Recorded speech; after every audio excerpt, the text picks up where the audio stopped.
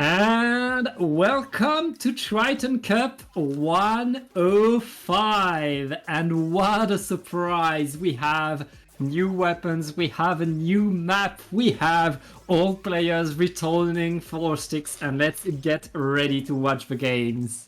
Definitely so, Pat. I am stoked to see potentially what we can see Distinct and Pursuit have with these new kits that they have just released into this game. If I remember, I'm not sure if this is the first online tournament, but this may be the first online tournament that will feature these new weapons.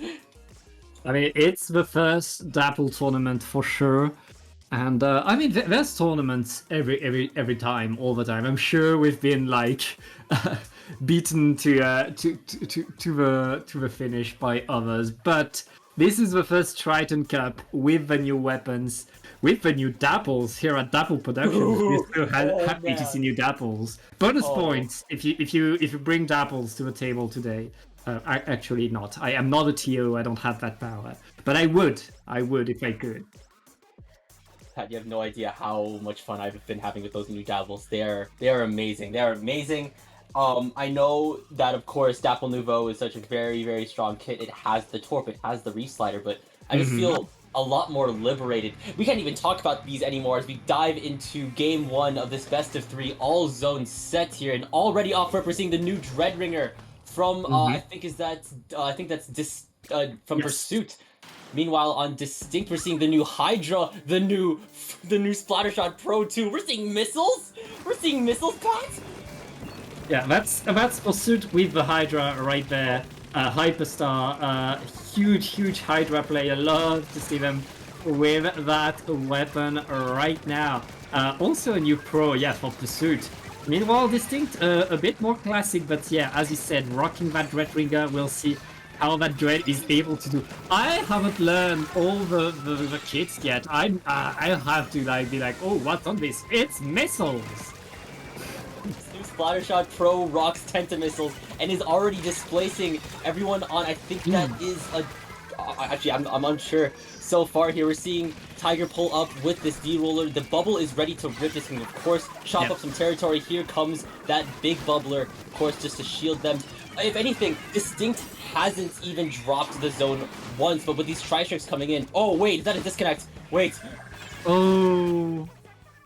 That's early enough of a disconnect for Distinct to get the replay. So everything's fine. We'll see more of these two teams. But yeah, unfortunate disconnect for Distinct. But again, it's early. We still have more to play, and we get to see more of these two teams. Definitely so here, and now that we have a little bit more time to dig into it, I am currently on the Splatoon North America Twitter page right now just to see what the kits were that we saw. Of course, we saw the Torrent Hydra Splatling in the hands of Hyperstar. This has Sprinkler and Big Bubbler, so that could obviously be good for holding down the line, making sure that the team is just well shielded and the zone is well painted. We also saw the Dreadringer in the hands of Pursuit, if I remember correctly here. This has Curling Bomb and Crab Tank. It's maybe a little bit of a departure from the Dreadringer you all know. And maybe Love, I mean, could be a 50-50 on the very commonly seen vanilla Dreadringer kits. And also we saw the... what's the official name of it again? We saw the Splattershot Pro Frozen, which of course comes with Splat Bomb and the dreaded Tentamissiles. So really interesting kits, new kits to see all around. Yeah, it's nice to see the Pro with a Splat Bomb again. It was a sub that was working with it so well in Splatoon 2. Now, at the time it was Booyah Bomb. Now we have the new missiles, the nerfed missiles on it. I think it's going to round the weapon pretty well, and that's the kind of combination that, if you want to bring it in solo queue, I feel like that new Pro is going to do the job.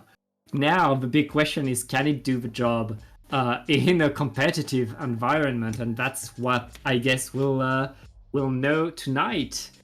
Alright, I'm getting notified by that the player that disconnected is checking their Wi-Fi. Whoa. And they'll be back soon, I'm sure.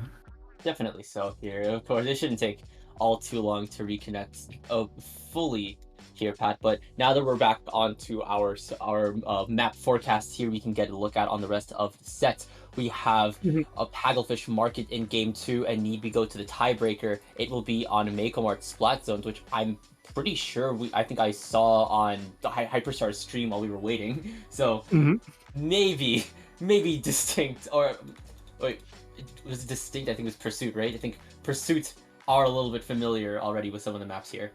Yeah, I mean, both of these teams have chosen all three of these maps, and for a reason. These maps are very much classics. We have two Splatoon 2 maps that have been played over and over, and of course, Hagglefish Zones, the final destination of Splatoon 3, which we're always happy to watch. I'm getting notified in my earpiece.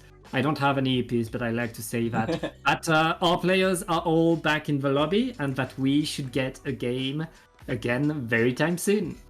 So any moment now, we will be diving right back into Ink-blocked Splat Zones here. And normally we see Ink-blocked Art Academy on tower control. It's almost a de facto mode for the map, but I think just one thing that you always need to watch out in terms of this map on zones is, I'd say, well, working around the high ground here, because you've got just a lot of just high ground to work around. The stacks are, there is no two stacks, just one big stack in the middle of the zone. Oh, and we're getting notified that there's been a sub. Mooj is joining the roster instead of Afro. So that way they won't delay the set further. There won't be no more. There shouldn't be more connection issue, and let's get right in the game. And I see in the chat, yeah, if you're joining us, if you're new to Triton-Cup, this is a Splat Zones tournament. This is the mode that most top players want to play on. So this is the mode that we are giving you, and let's get right back into the game. And with Mooj being subbed in for Afro King, and knowing that Mooj is deadly on the stringer, Mooj is showing out the brand new stringer kit, which I am trying to find on Splatoon's official Twitter page. Oh, here it is. Angle Shooter Inkjet. So we have a potential jetpack coming out from Mooj here. But it is definitely looking like, I think that is Distinct having a little bit of difficulty approaching the zone, as Pursuit will get first cap. Yeah, that's a nice opening for Pursuit, who are going to take control and are able to keep it, but they lose two players, so I feel like Distinct, who are in pink right now, should be able to get back in there and push their way in. But yeah, we see really both teams trying to take control, as Pursuit are holding the zone and getting by the 50-point mark. They have a wipeout. All they need to do is deny once more, and that'd be a KO.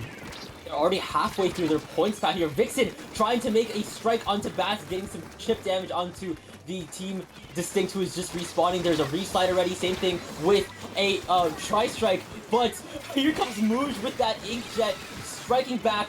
And there's that zone flip that Distinct have been looking for here, and that's exactly when they needed to do it, since Pursuit were already within the tens of their points. Now they just need to figure out how they can perhaps lock Pursuit out the same way Pursuit did to them.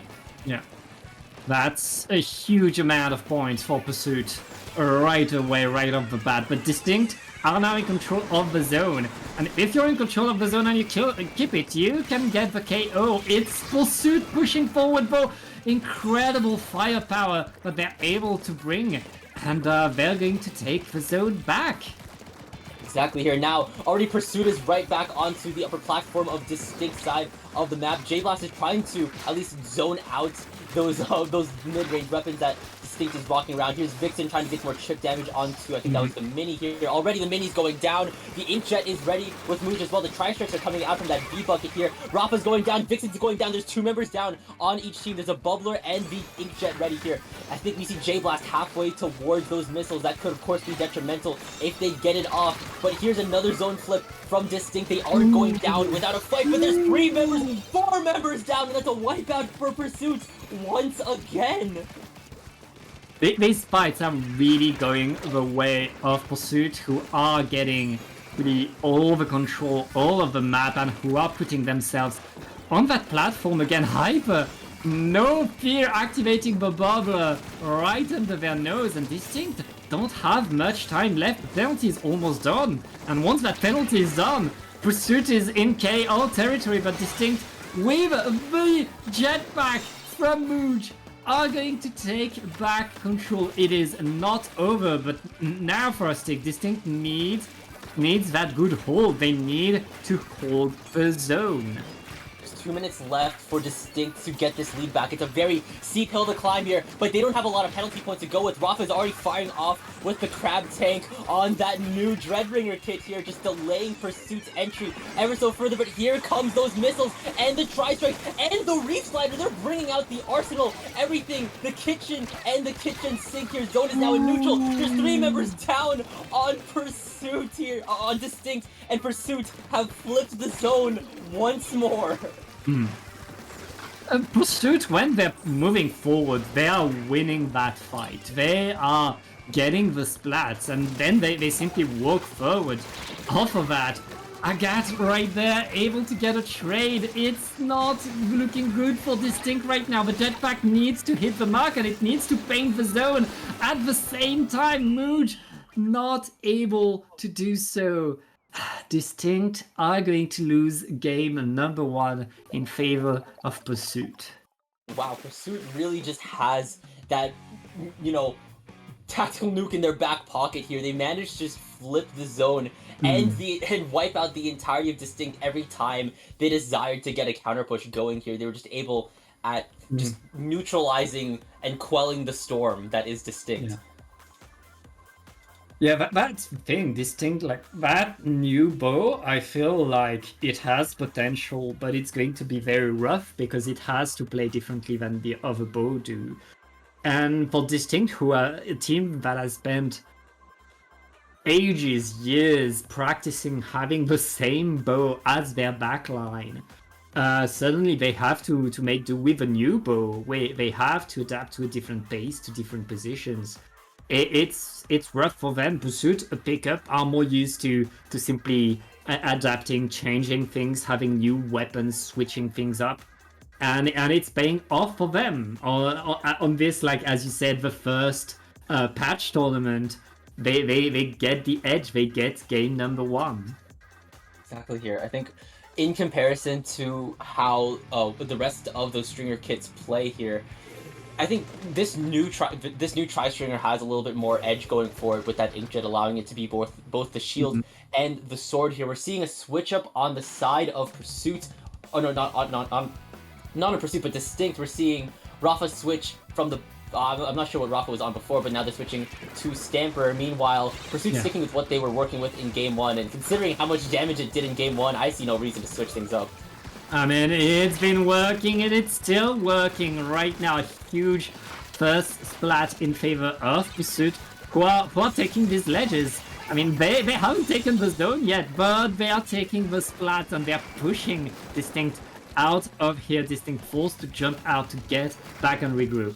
But Mooj has the inkjet ready to go here, and we saw how deadly they were once they equipped that jetpack. That being said, with Vixen moving in on the assault, I'm not sure if it's time for Distinct to start counter pushing just yet. There's 2 members down, still 2 members down with Rafa going down again, and Mooj is just being backed into a corner by Agate over here. We're seeing the Mini have the Ultra Stab ready to go. This could potentially clear a path for Distinct to go because Pursuit is already halfway through their points path.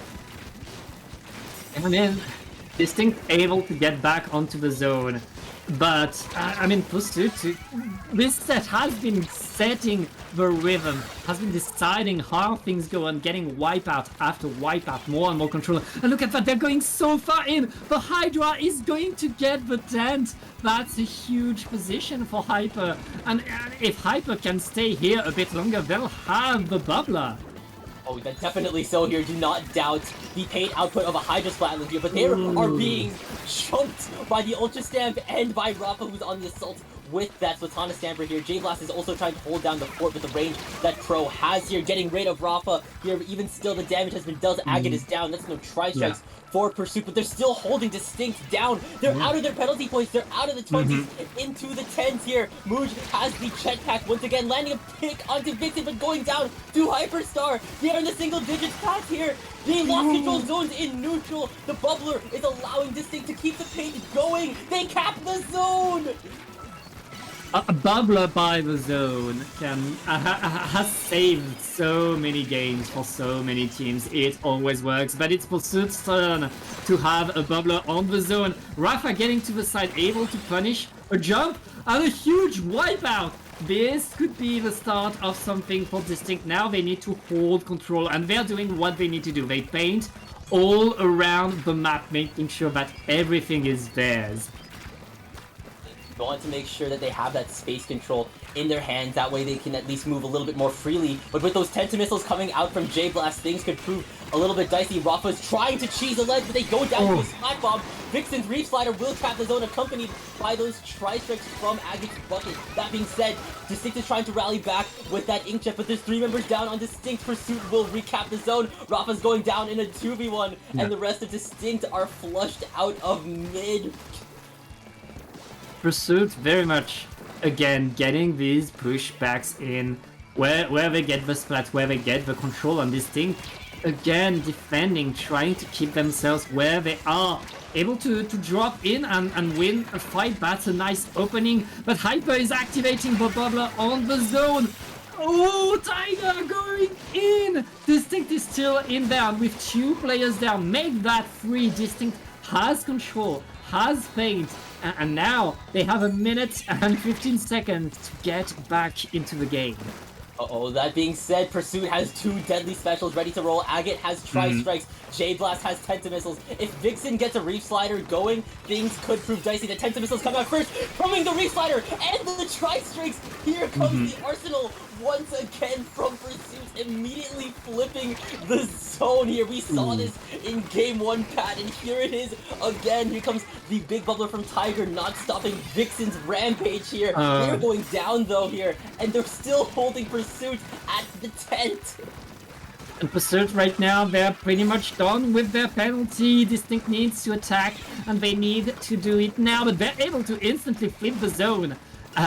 Going through the front line from Pursuit, the front line needs to get out now as Distinct is taking back control over the map.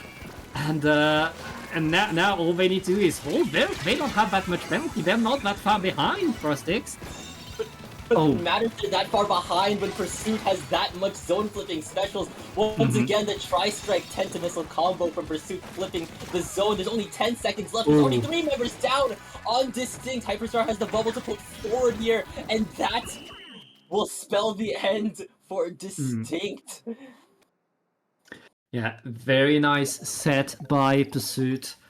They took control. They took control of both of these games. Not only were they able to have good holds onto the zone, when they wanted to push, they were getting 2 extra splats and absolutely destroying Distinct. Yeah, exactly. Here, they were constantly ensuring that they had just all the control to themselves, all the numbers advantage to themselves. You saw how far Pursuit was willing to go in order to keep Distinct back here. And of course, that's like courtesy of Vixen just leading the charge here, accompanied by that backing cover fire from, say, Hyperstar or Agate or Jess or Rem. They're just going in and ensuring that Distinct has no numbers or no space here. And wow, that's masterclass right there. Yeah, Distinct, a bunch of players that like to fight all the time, and it really paid off here. And that's a 2-0 for Pursuit. They're going to advance onto the tournament. It's not over for Distinct, and we love to see more of Distinct. They'll go onto the lower bracket where they will have more work to do if they want to get back into this tournament, into this bracket. And for now, for Sticks, I guess we're going to take a short break as we wait for round number 3. So don't go anywhere. Triton-Cup will be back shortly.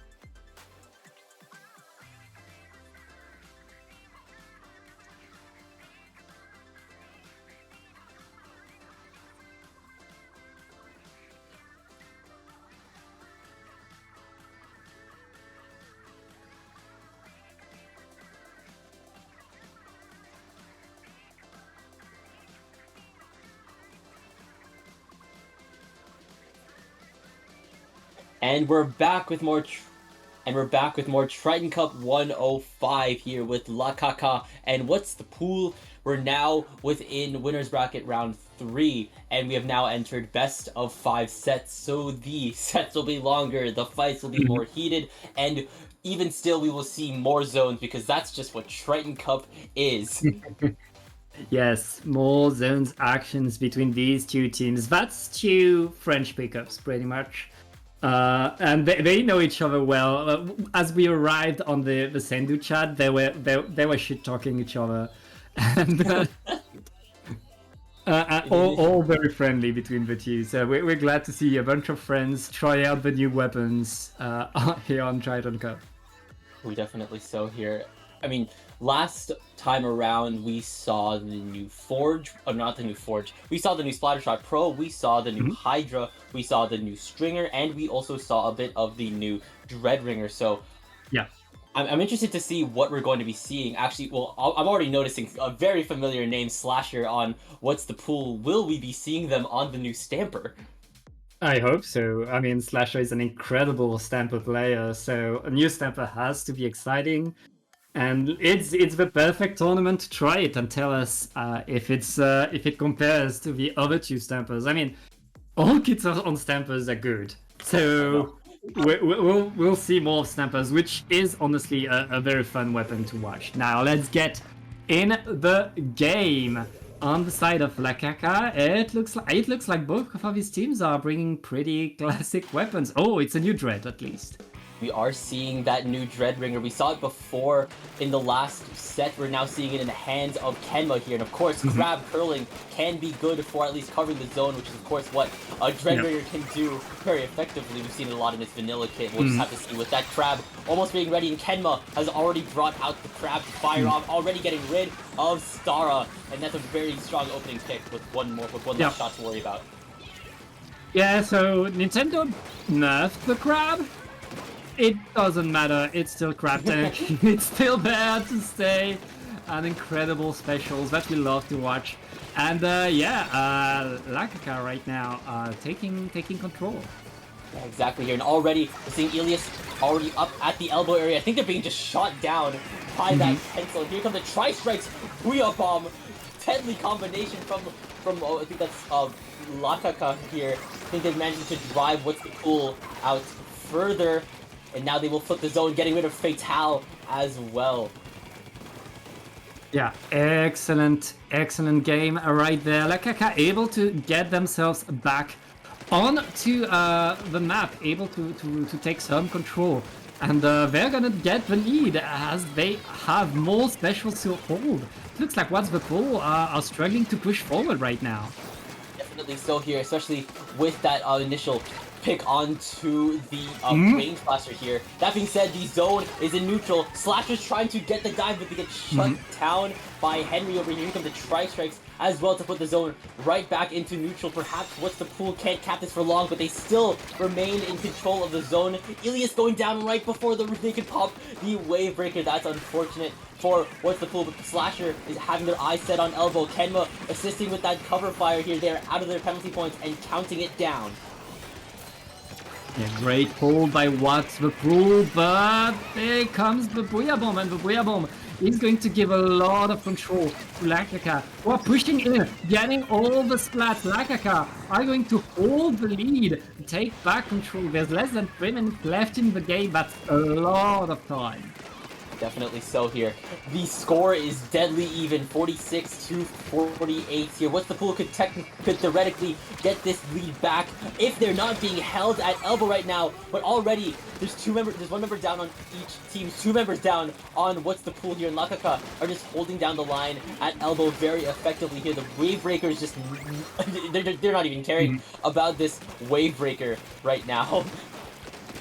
Yeah, and right now La Caca doing what they can. They're not far from a KO, but here comes the paint from What's the Pool. Arc is going to be punished. What's the Pool still in there, are going to retake the zone, and they still have a Crab Tank and a Zipcaster ready to keep the zone right there. Now Slasher is punished though, and La Caca will have their way back onto the zone for Sticks.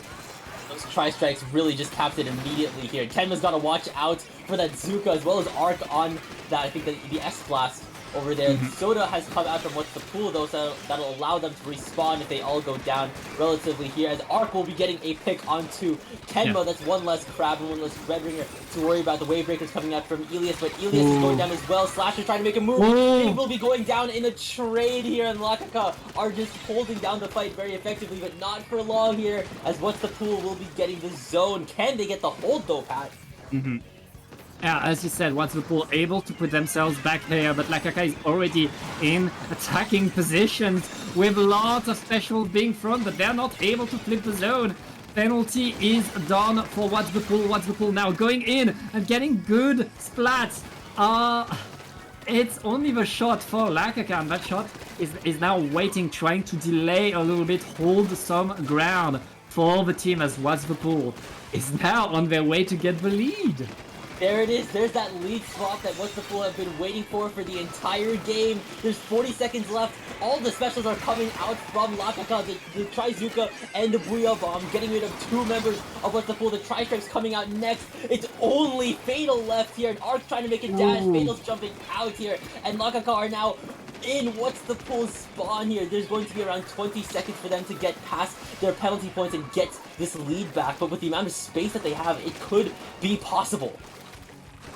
Yeah, it's pretty rough right now, but Lakaka are on their way to a comeback on the comeback. Can What's the Pool make the zone? They're able to take it, and that's control over the zone. Game 1 goes to What's the Pool.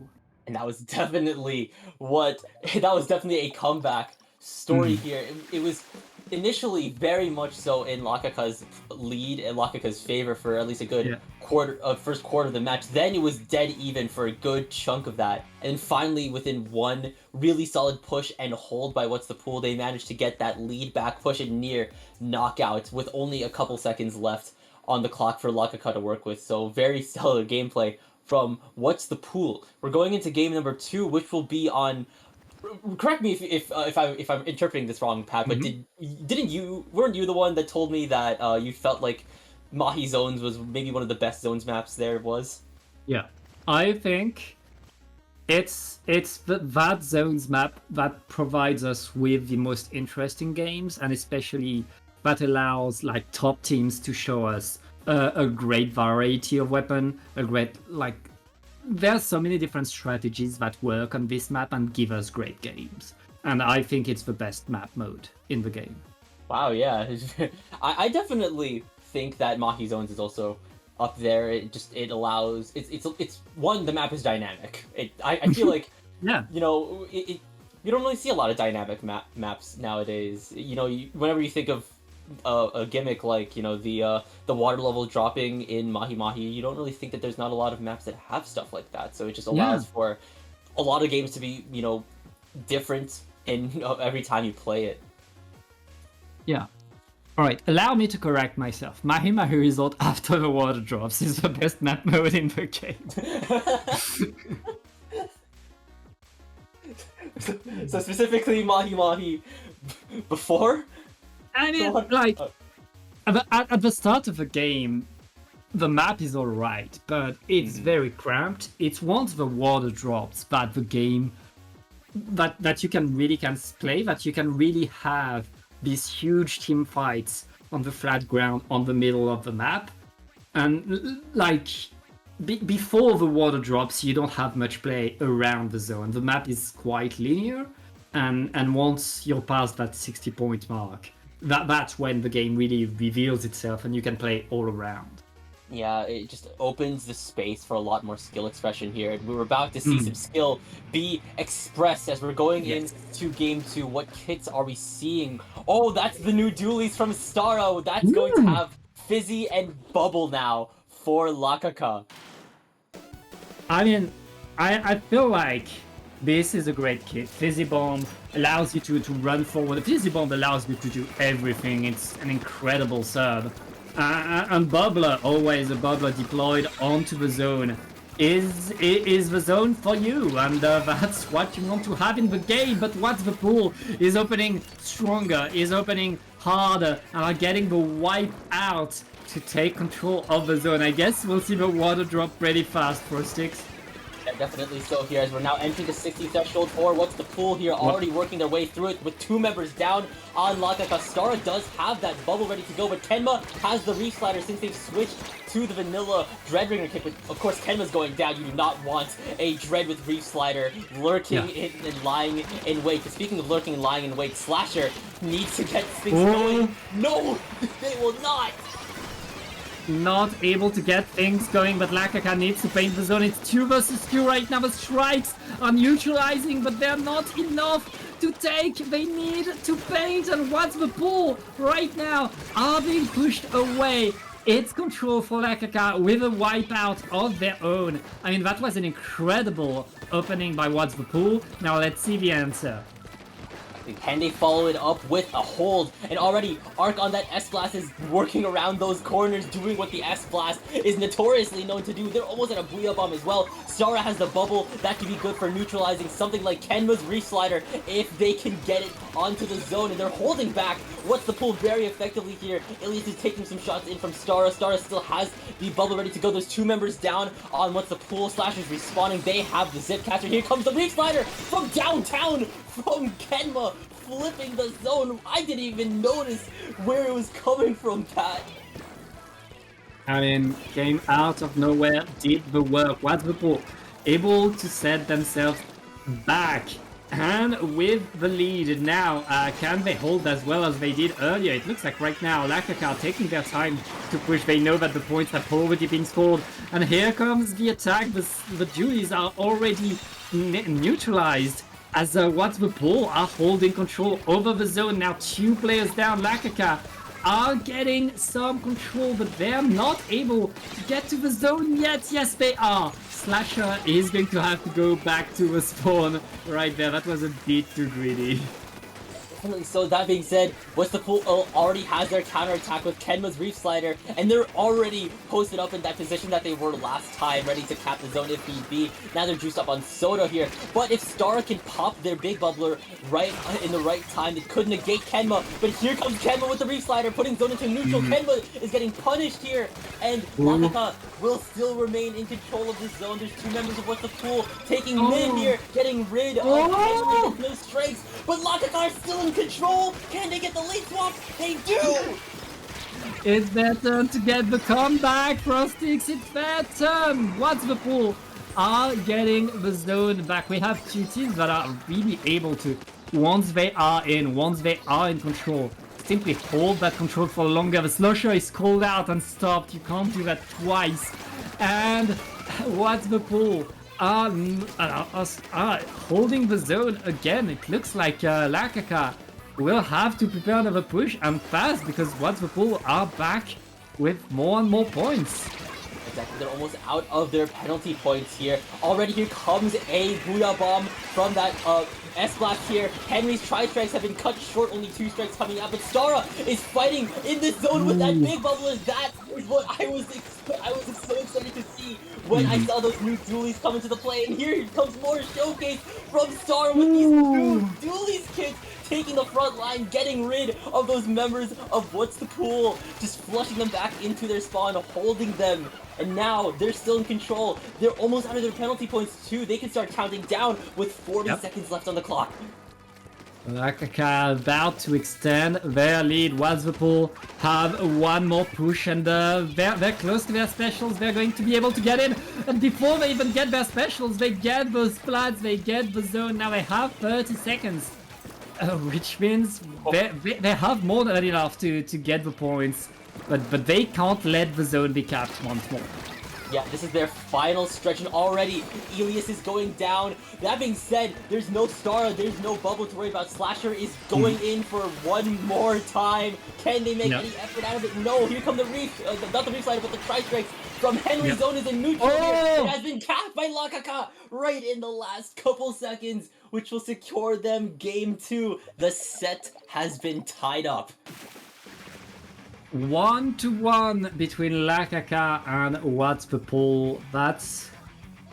I mean, both of these teams have shown us incredible control of both of these maps. They've both had their moment where they really took control, and then and then the other team found the answer, came back stronger, and now it's on What's the Pool to adapt, to change their game. Going on to Macomart, we'll see what they are able to do, Frostix.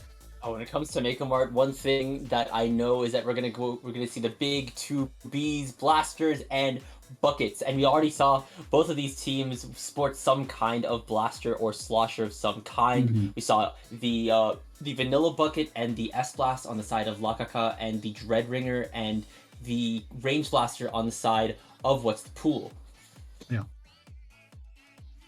Yeah, it's. I hope we see more of that Dreadringer, especially since a crab tank deployed on one of his stacks takes control of the map. It can do a lot. I feel like this is the kind of map mode where the Dreadringer this new Dreadringer could very much shine. So I hope we get to see more of it. Definitely so here. I mean, we've already seen a lot of vanilla Dreadringer on Mako Mart. It's one of obviously a Reef Slider can do its damage on a zone, but it's a really curious case about a weapon that performs well on Mako Mart with another special that performs well on Mako Mart in a different sense, not for just capping the zone, but just controlling the space, not just in terms of painting, but in terms of getting potential picks with what Crab Tank can do. Yeah, and this is why we really want to see these tournaments. You know, like there's a lot to for these high level players to show us to do, and yeah, we'll see how they're able to do. And Lakaka are getting a sub. That sub is in a game right now, so he'll be here in any moment. No problem. All right.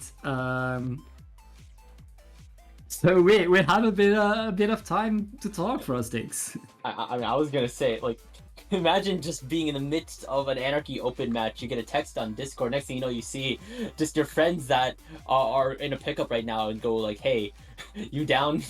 And it's like, "Well, shoot. I mean, sure." Get in the room. Could be interesting to see what we're going to see from Lakaka. I'm not sure who we're seeing per se, because like on Sendu, Lakaka has 5 members. We could be seeing Chiaki unless that was Henry the entire time, since they have Bucket on their Sendu profile. Yeah, we should we should know very soon. But yeah, I mean, I can't wait to see both of these teams play more, because they are fast and they know how to use their weapons, and the new weapons that are coming here, it feels like they're seamless. Like they already have the strategies down on how to use it, whether it being the Dreadringer or the Judies. Like these two teams know how to use these weapons together, how to make it work, and it's a pleasure to watch. And I think now 2 games into the set, Pat, of course, we said at the start of the set, you know, considering how often we see Slasher on these streams and how often we see Slasher on that Stamper, I think Slasher's specifically sticking to the vanilla Stamper kit. Of course, it's good for diving into the back line, but of course, ranging them out because of its combo potential. It has that burst bomb that can, of course, just whittle down enemy players. And while, yes, you know, like the third Stamper kit, which of course is still very versatile in its own right, perhaps doesn't have that same combo potential that the vanilla Stamper has. I mean, it has auto bombs instead of the burst bomb.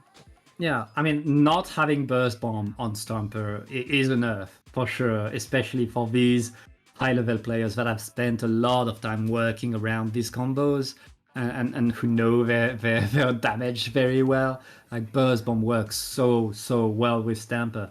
I feel like that new Stamper will create a new role, a different playstyle, and we might see new players pick up the Stamper because of it.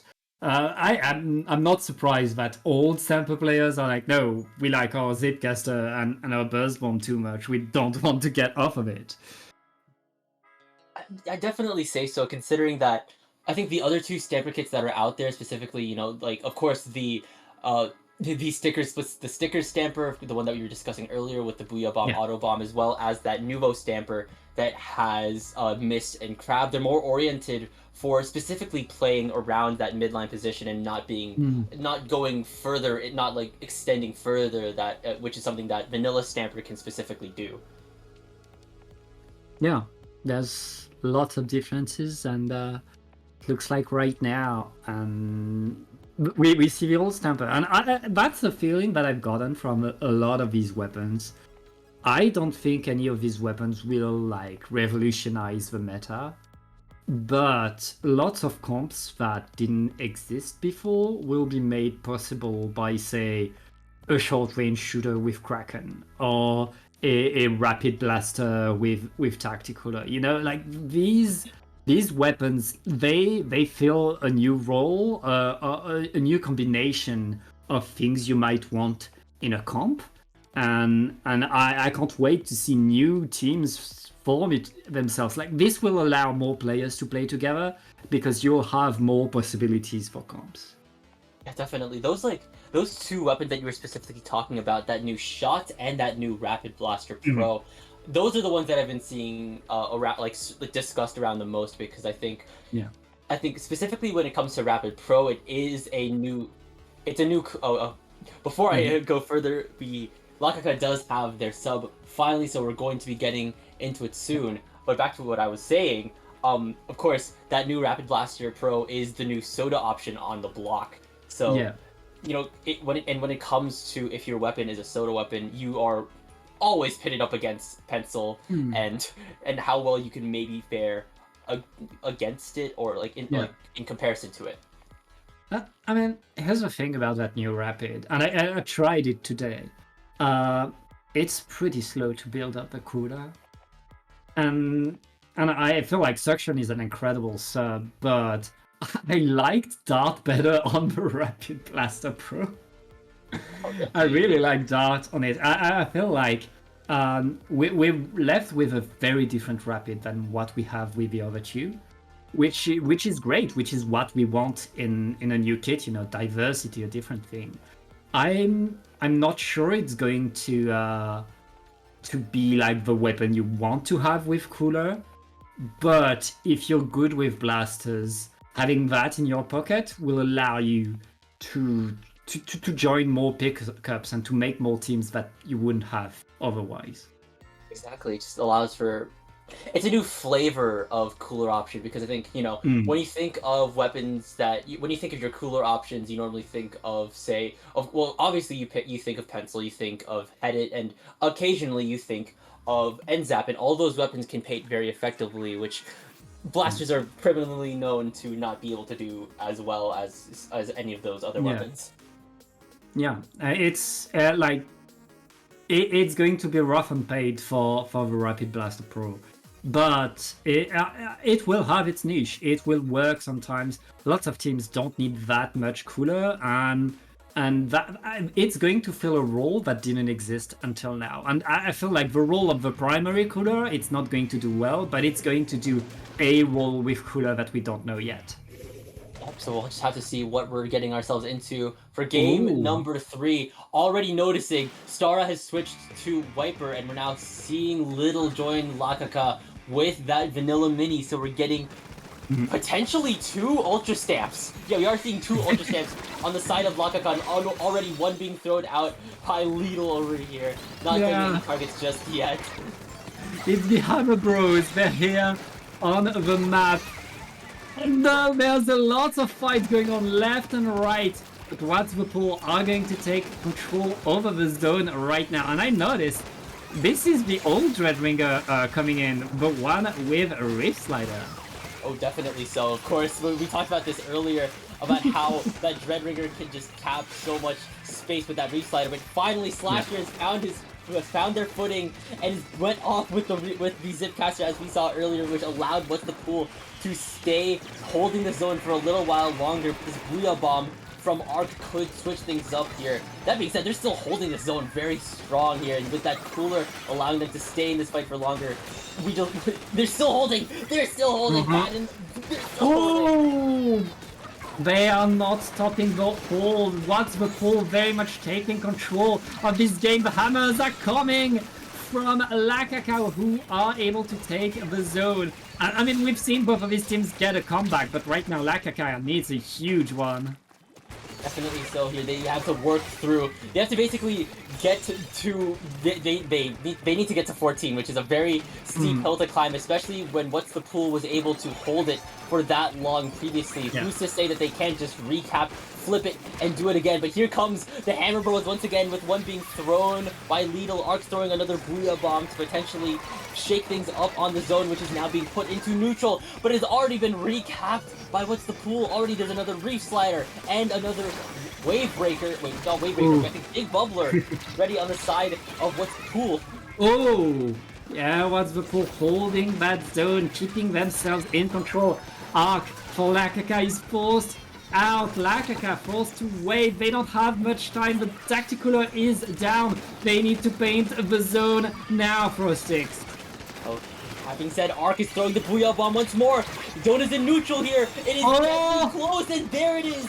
The zone flip that Lakaka has been needed.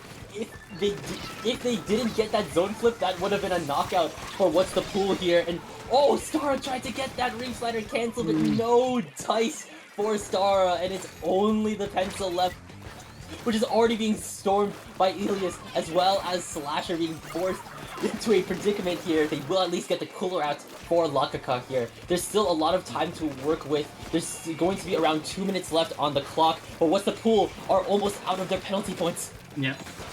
There was the Pool maintaining the pressure, always getting more points, but Lakaka is still in there, are still applying penalty, but they have 2 minutes left in the game. You can't simply apply penalty for all eternity. They need to score good points, and that's exactly what they're doing right now. With 2 players down onto What's the Pool, Lakaka are mounting their comeback. And already the Soda and the Booyah Bomb have come out from Lakaka, but already here comes the Dreadbringer's Reef Slider, flipping the zone for What's the Pool, and already Kenma's getting in 2-3 members of Lakaka, and it's looking like those players in pink are being flushed out of mid, and those members in green are reestablishing their spaces that they've been holding so effectively. Elias with the switch to the V-Blast here, being shielded by that big bubble going down here. They need to stop it soon! They won't! They won't indeed. What's the Pool? I mean, they took control of this whole game. Lakaka struggles for just to keep their head above the water, but in the end, it was not enough. It was What's the Pool winning the game. Yeah, exactly, and that will allow What's the Pool to force match point onto Lakaka. So we're going back to a familiar face, Zones on Inkblot for Game 4.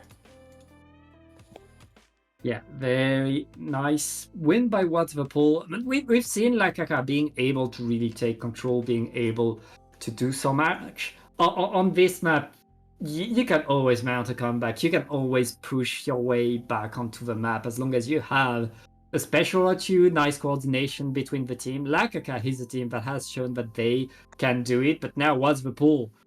They figured something out in that last game. They did much better than they did in game 1 and 2, so Lakaka needs to lock on now.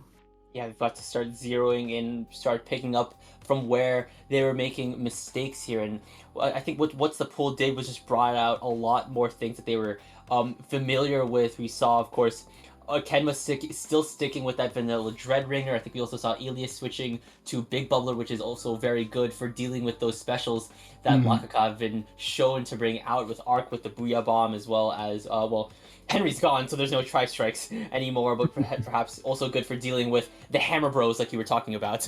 Yeah. Oh, and we're being notified that someone is coming back. So yeah, we are seeing Henry again, and yeah, we're going to see more of that, I guess. So the Hammer Bros are potentially being retired for a little bit more artillery on the side of Lakaka, and of course Henry's just been able to do a lot with the bucket with the with the play with the bucket that they've been playing. Those Mm. tri-strikes are always a good thing to have in your back pocket if things go awry. Oh yeah, I mean strikes does the job. Strikes always does the job, and especially Inkblot is not a map where I feel like Reef Slider is going to insta cap all of the zones. So having a crab tank on the dread could be a good choice again. Ooh, yeah, definitely so. Having Kenma, we did see Kenma on that dread, the crab Mhm. dread on game one, but we haven't seen them ever since. I think with a zone with a map like Inkblot zones that isn't Mhm. easily cheesable with the Reef Slider. I think the crab dread would be a move that would make sense. There's a lot of really good crab spots on Inkblot. I can Yeah. think of 3 off the top of my head. Yeah, lots of crab spots. There are lots of things to do with a crab tank on this map.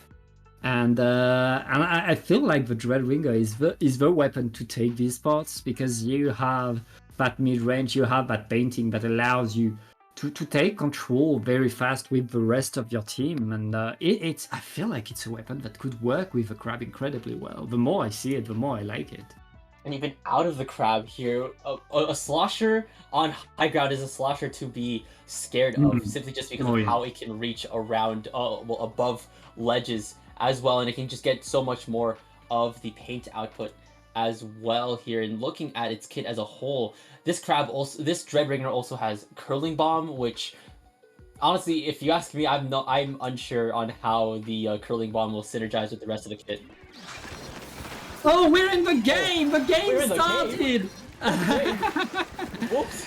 And the game has started. Our streamer didn't notice, forgot to press the button, was wondering why we were speaking about stuff.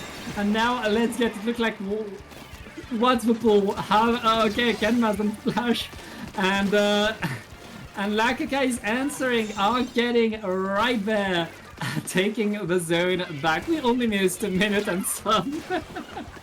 A lot of things have changed already. We're seeing Henry return back into the fold with their V-Slosher. Skara is back on those new dualies that we saw them in Game 2, and already they're shielding Arc with that big bubbler here, forcing What's the Pool to be worried about that S-Blast and and the dualies, which will allow Lakaka to take the lead back. Arc's charging that Booyah Bomb, the nice balls being sent out, Star is weaving in and out of the fight. Already Ilias has gone down, and also, in terms of weapon switches, we're also seeing Kenma switch to V-Shot, so we're not even seeing them on Dreadringer at all. And I mean, Lakaka right now are doing the work, taking more and more control. 2 down onto What's the Pool. They are not stopping. What's the Pool needs to move in, but they're getting punished for it. Lakaka wanting that game number 5. We're going to go right there. That that escalated quickly. We dove into the match late, and then we immediately saw Lakaka take back the zone, take the lead here. And apparently, according to the voices in my head, thank you, Cater, they were like that at the beginning as well. So just a very immediate turnaround from Lakaka, as they will now force the tiebreaker on Barnacle and Dime. Yeah, I mean, these two teams are finding the answer. They're adapting. They can see what the other team is doing, and they instantly change their strategy, adjust a thing or two to simply take back control, take a bit more, and it's paying off. Going on to Barnacle and Dime to decide it all. It's been a wild ride for both of these teams. I mean, we've had a back and forth. Yeah, we've got a lot. We've seen almost everything under the sun that both of these teams are capable of, but this is where it all comes to an end. Whoever wins this game has their tickets punched into semis to face Team 1, the seed number 1, Frutella here. And bonus thing I do gotta say before we go in, if What's the Pool does get this game back, they will have an upset in their hands as we dive into the tiebreaker of this set. All right, it's our final game. We see the new Julies coming, and on the other side, Kenma is bringing that new Dread Ringer. And of course, I mean, On this map, a good crab can really do a lot of work for Stix. Definitely so. If Kenma can find those positions to get the crab going, already their crab is almost ready, and I think they're eyeing that top ledge of plat, and they're starting to fire off with this crab tag onto Lakaka. The cooler is out as well. That's one less arc to worry about on the side of what's the pool here. Even when they're in control, they could potentially take this back if they need to deal with Stara, and they will do that first here. They will flip the zone and take it back in control. Yeah, Liverpool taking the control, putting themselves on the platform, but there's more work to do as all of Lakaka has respawned. The strikes are going to go onto the zone. We're very much even between these two teams. Neither team really letting themselves pushed out of the map yet, which we know is where the big lockouts will happen. Yeah, exactly. Lakaka moving into the courts like they are a set of lawyers here, and they're already storming the pencil and Slasher as well. Henry making a comeback of all time here, and already Stars going down though. Can What's the Pool take this back with Elias popping the wave breaker to open this fight up? Arc is charging up another Booyah Bomb. Here comes a big bubbler from Star as well, keeping Lakaka in the fight. The zone is in neutral here, and they're keeping it in control. Lakaka are just not allowing What's the Pool to get a taste of what mid is looking like, and mid is looking green. I mean, Lakaka right now are riding their momentum, are riding their points. What's the Pool trying to get back onto the zone? They need to go in. Elias punished. Everybody in danger right there. Just a few more points, and Lakaka 3-2 are going to win this set. Wow. Drawn out, and all of it to end all of this. Everything in this set has come to a knockout from Lakaka. An upset will not be happening from them as they move on to semis here. Very, very solid showcase and good endurance from both teams. They took it all the way to Game 5, and they both played their hearts out until the bitter end. Yeah, great set between these two teams. Can't wait to see more. Lakaka will advance on to the semis. Meanwhile, What's the Pool will have to fight it out on the loser's side on the lower bracket.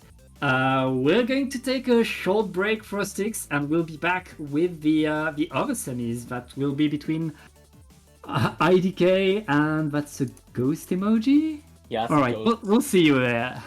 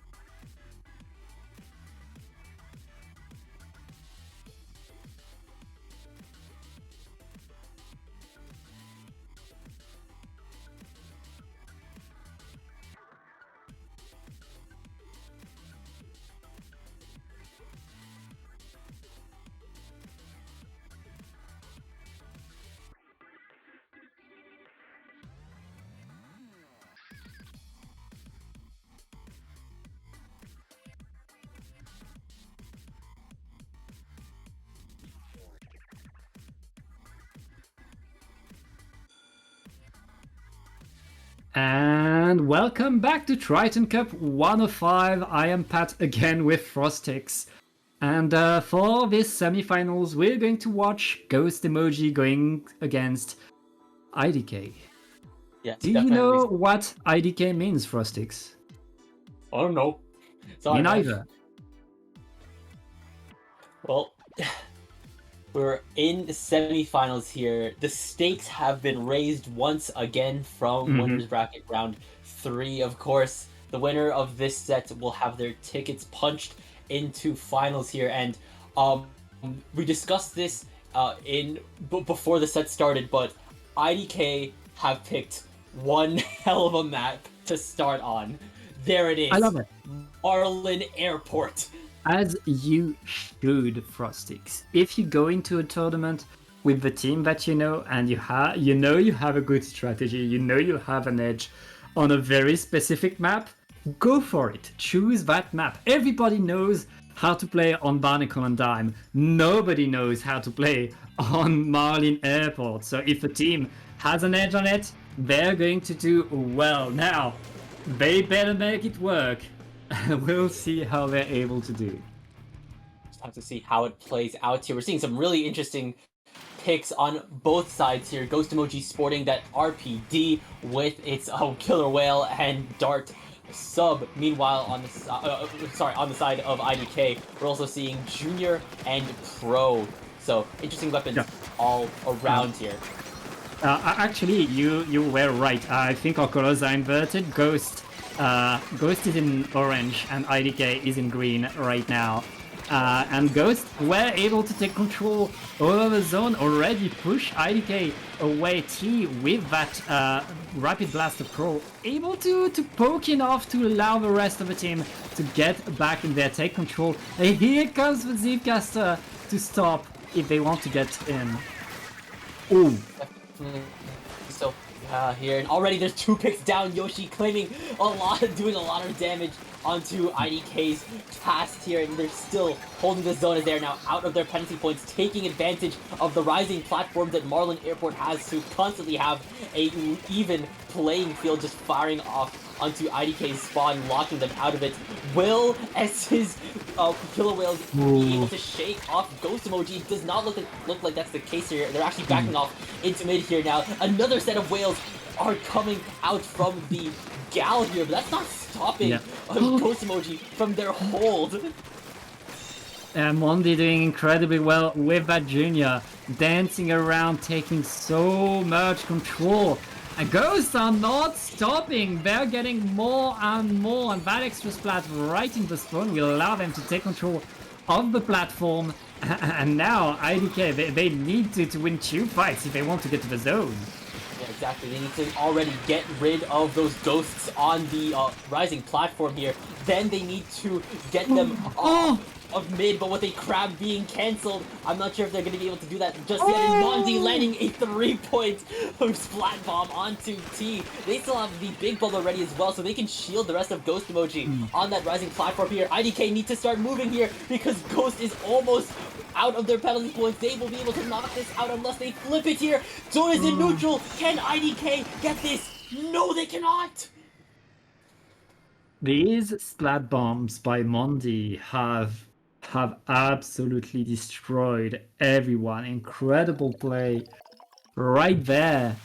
And yeah, that's a knockout for Ghost in this first game on IDK's weird pick.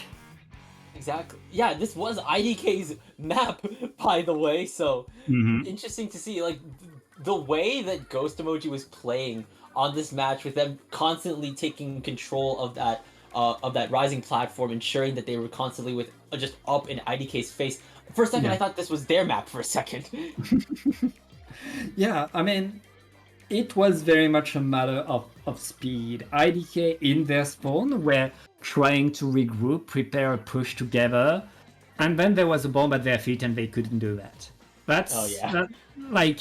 They didn't manage to really establish their game in any way because Ghost was pushing in just a tiny bit farther than I expected to really punish them right faster, right before they could do something good. Now IDK, they need to react to that. They need to adapt. They need to realize that they can't wait. They have to match that speed that Ghost is bringing to the table. Yeah, you can't just be an immovable object when the unstoppable force is just keeping you in your spawn here. So we're going to game 2, Barnacle and Dime Zones. We've seen this once before, we're seeing it again, but this was Ghost's pick. So maybe they have something more on Barnacle and Dime to show for IDK. Yeah. We hope they got more. It's a more classic map mode. So I'm sure both of these teams have a strategy for it, have a way to come back. And on this map, you need to have a way to push your way back in if the opponent manages to wipe you. So we'll see how they're able to do. But right now, that's a huge first point for Ghost going into game number 2. Here we saw on Marlin that Ghost Emoji was really comfortable with just going straight into the spawn, and that's something that you can do equally as much on Barnacle and Dime here. And we're seeing both of those teams stick with what they were working with before. So we'll just have to see what could potentially happen in game 2. Yeah, and we see both teams trying to get the opening fight. A Ghost taking the zone, but all of ADK is there to fight them. And are getting the splats, getting control with a crab tank on the zone. They are pushing Ghost away. That's what they want to do. That's what they need to do. Now, can they stop Ghost from coming back onto the zone? It looks like Ghost is coming in very, very strong. Yeah, but IDK is holding them off very effectively, getting rid of Wu2 here. That bubble from Mondi is going to prove a little bit testy, but with it fading out, things could be a little bit more troublesome for Ghost here. But Yoshi is moving in with that Stamper Zipcaster, tripping up IDK, which will allow Ghost to retake the zone, as well as get rid of 3 members of IDK. And right now, Ghost is holding their control. They lost the player, but they have a bubble already and a crab tank, which will allow them to simply hold the zone longer. Ghost holding very well. IDK making their way back onto the zone, but losing 2 players. Ghost simply when Ghost has the zone, when Ghost has control, IDK is struggling to push. Yeah, exactly. We saw how eager Ghost Emoji was to throw hands, and we're just seeing it in spades once again with Yoshi, as well as Mondi and Wu2 just holding them back here. They're already within the 10s, going into single digits once again. You can't be hesitant. IDK needs to move in fast, or it's going to be another knockout. Zone's in neutral. Can they flip the zone? Yes, they can. IDK is not going down without a fight, Pat. If Mondi had the bubbler right there, Ghost would have won. But Mondi was late to the bubbler, and IDK gets their time on the zone, gets an opportunity and a chance. But here comes that bubbler and a crab tank. It's going to be pretty rough. Ghost is coming in so strong onto the zone and forcing all of IDK out of here. And once again, already Ghost is eager to start moving in. Yoshi heralding the charge. They have the Zipcaster ready to go here. They're just taking control of the plat. The whales are coming out from either the Gal or the RPG here. That being said, they're still working through their penalty points. Mondi has gone down. That's no bubble for Ghost Emoji. Yoshi's trying to get the dive onto them, but no targets claimed. No attention is being divided here. And IDK is moving in to retake this zone. Yeah, IDK back on top, and with numbers advantage, they're able. It's their turn to get the push right now. It's their turn to get the control, but they lose 2 players. They pushed a bit too far in, and all of Ghost is on the zone with a bubbler. It's 3 down. It's a delayed wipe onto IDK. With 2 minutes left into the game, Ghost are holding their lead and their control.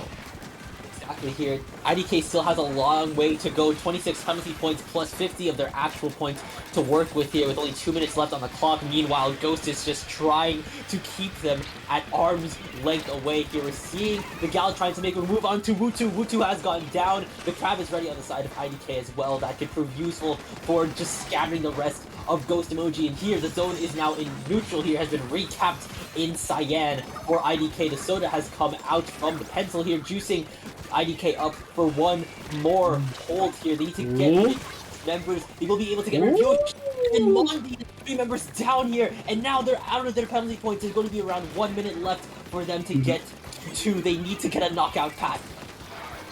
They need to indeed right now. IDK going in, but getting punished on that splash wall. Can they hold the zone? They need to defend. They don't have enough time left. Ghosts are coming back with a vengeance again.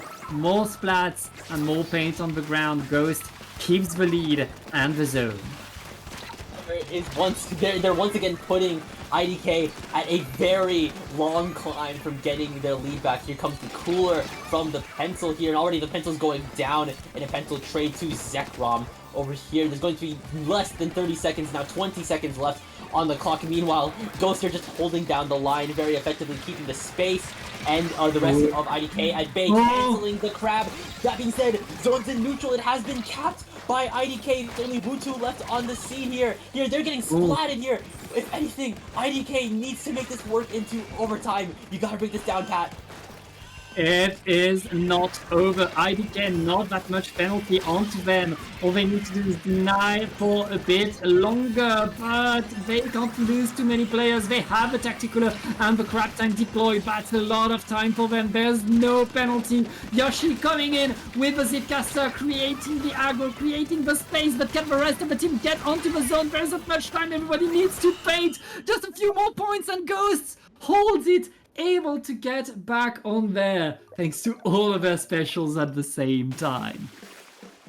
Wow, IDK put up a valiant effort there. They managed to push it all the way to 4, but then it's like you said, Ghost comes back with a vengeance here. They had the specials that they needed to retake that zone right in the nick of time, right under all that pressure, which will put them at match point. IDK can't back down now here. A ticket to finals is at stake. Yeah, the ticket is there. IDK, we saw them able to get the comeback. We saw them able to get the fights, to get the control. But Ghost a bit ahead, a bit better, a bit longer, coming back a bit stronger every single time. There's a bit of an edge for Ghost, and IDK, they need to not, they're not that far behind, but there's a tiny bit of things that they need to switch up if they want to match that kind of power.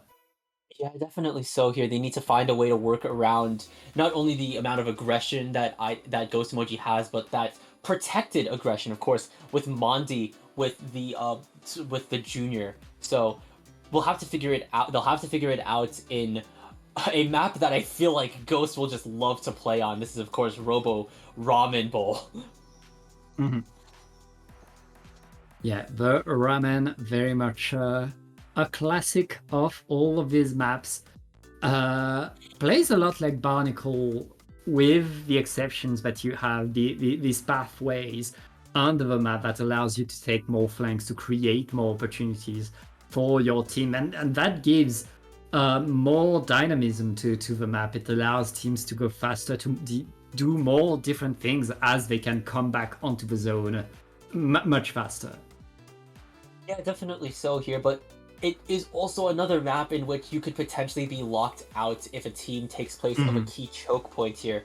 It's honestly, the last couple maps that we've played on so far have been the case. Marlin Airport, Barnacle and Dime, and potentially Robo Ramen, but we'll just have to see what's in store. T switching to V-Shot on the side of IDK, so that's some new Zuka and probably a lot more paint coming from them for their potential last match if they don't lock in. Yeah, we see now these teams trying to take control, and it looks like IDK are already on to the zone, taking a lot. Now Yoshi to the side is going to try to at least create some diversion, allow the rest of the team to come back in. They force the Crab Tank and have a bubbler to defend. That's very well played by Ghost, who are taking control of the zone and are pushing forward now. Will they take the elbow space, though? I think specifically with that pro gone, they're a little bit more hesitant, especially with that Zuka and the Crab coming out from IDK. They're taking back this zone by Storm Paint flying left and right. Zone is still in neutral, but it has been finally capped by IDK, who have been really showing up this time around and ensuring that the space is in their control, canceling Wutu's crab like it's nobody's business, and now they're juiced up. They have the lead. Mondi's bubble is going to prove a little bit testy for IDK, however, but they're holding strong, still maintaining this hold. Yeah, very, very nice control right there. Ghost struggling to push. They're not able to apply penalty, but now with 2 players down, it looks like it's going to be Ghost's turn to push in and punish the jumps as well. Huge moves again. Mondi with that junior. That junior looks like an aggro weapon, not like a support, but as I say that, that's 2 players down. IDK is already back on the attack, and with a crab tank, they're gonna force the bubbler as they're taking control of the zone. Oh! And as soon as they get control back, Adel with one last grenade from their crab tank, getting rid of Wutu, as well as the Stamper on the side of Ghost emoji here. And IDK is now holding that elbow that I was expecting Ghost to do, but here it is in control of IDK with his pencil, applying more chip damage, getting rid of Zekrom. That's no cooler for Ghost emoji, and there's a cooler already on the side of IDK as well. They're halfway through their points, canceling out Wutu's crab once more, canceling out Yoshi too. T is just working around this fight, getting rid of these key targets here, and with Mondi's bubble being popped, even still, IDK is ticking down almost out of the 20s. I mean, Ghost right now able to apply penalty, able to get back in there. You have to stop letting Mondi throw bombs at the wall and get splats, thanks to that. That's the 3rd time that I notice it. Mondi has been dirty with his bombs. Never underestimated Junior's capabilities to throw splat bombs here, and already they're canceling out the splash on the side of on the side of IDK mid crab. That's no more artillery, but here comes more artillery in the form of Killer Whale, which will allow IDK to get that zone flip. But it's just been flipped once more by Ghost emoji. This zone is a pancake right now. It's flipped one more time by IDK here. Wow. Hey, IDK, they want it. They don't want to be down on to the loser side yet. And they're doing the job. They're doing what they need to do. Getting the nice splats, help with Bazooka. And putting themselves in that position, in that really choking point, as you were talking about before the game, that allows them to really take control. Now, IDK is out of their penalty points. They're counting down here. And Yoshi has started diving with that zip caster, but they're getting canceled out by Adel here. They're in the single digits. The crab is coming out from Wutu, but will this be able to paint the zone? It is in neutral here. The bubble is up from Mondi. Adel is going down. There's 2 members down on IDK. S is going down to a bomb from Mondi. These bombs are coming in hot here. And Ghost still have one more show left in them. There's 1 minute left on the clock. I mean, Ghost still alive, still in there. They have less than a minute, but we know they have the skills to paint, to take control. But IDK, they've shown themselves to be more and more active on this map. Incredible control. Right now, though, there's no penalty left on Ghost, and Ghost are holding that zone with the Zipcaster to help maintain presence. IDK don't have much time. They need to take the zone now. Take it back fast. They don't have a lot of specials that can take it back, but zone is in neutral. Not anymore. It's back in control. Now it's in neutral again with the crab tank here. It's a war. There's 10 seconds left here. Will they be able to flip it? Yes, they will. 5 seconds left for Ghost to take this back into overtime here. But with IDK storming elbow, IDK will take this game. They are not out just yet here, Pat. That was deadly close. They found it. They were behind in the first 2 games. They were struggling in the first 2 games, letting Ghost take the advantage, get more points at the start. Now, IDK is adapting, switching things up, getting a bit better, understanding how to counter what Ghost is doing.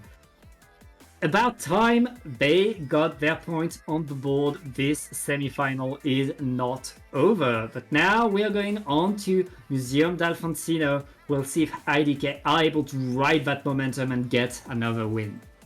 Museum zones is definitely maybe in a similar case to Marlin Airport, not necessarily, but you normally see Museum on a mode like Rainmaker or on a mode like Clam Blitz. You don't really see it a lot on zones, and maybe it's just because of how cluttered mid is, of course, with the big mid spinner in the way here. So we'll just have to see what I think right now. I think I want to know who picked Museum zones first.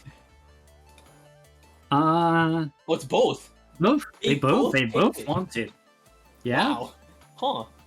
That's I feel like I've seen this map mode quite often, and especially on Triton, this is the kind of map mode that we see. As you said, the spinner at the center of the map make it a bit harder to paint, which also means you have to fight for it. You have to do more than paint. You have to go ahead of the zone. A pretty big zone that's not easy to paint means, as a team, you need to go further than it. You need to take space. Yeah, you need to take space very fast, very effectively here. We saw Ghost do that for the last couple of games, but hopefully, especially after their win last game, I think IDK have started finding their footing in terms of taking space as well. We saw them just push up elbow, making sure that Ghost can't reach mid, just like they were doing on Barnacle and Dime as well. And let's get back into the game. Ghost and IDK. We see a T-Tech coming on the side of IDK. And that's the new Stamper by Ghost. Ghost are switching things up. That Booyah Bomb thrown on the zone will allow them to get like a lot of pain very fast, which can be very useful. Definitely very useful here. So we're going to see maybe Yoshi play a little bit more back as in comparison to them diving the back line whenever they get their special here. But already the paint is coming out a lot more on the side of IDK, who will get the first cap here. And Yoshi's just backed into a corner, being forced to jump over to Mondi over here.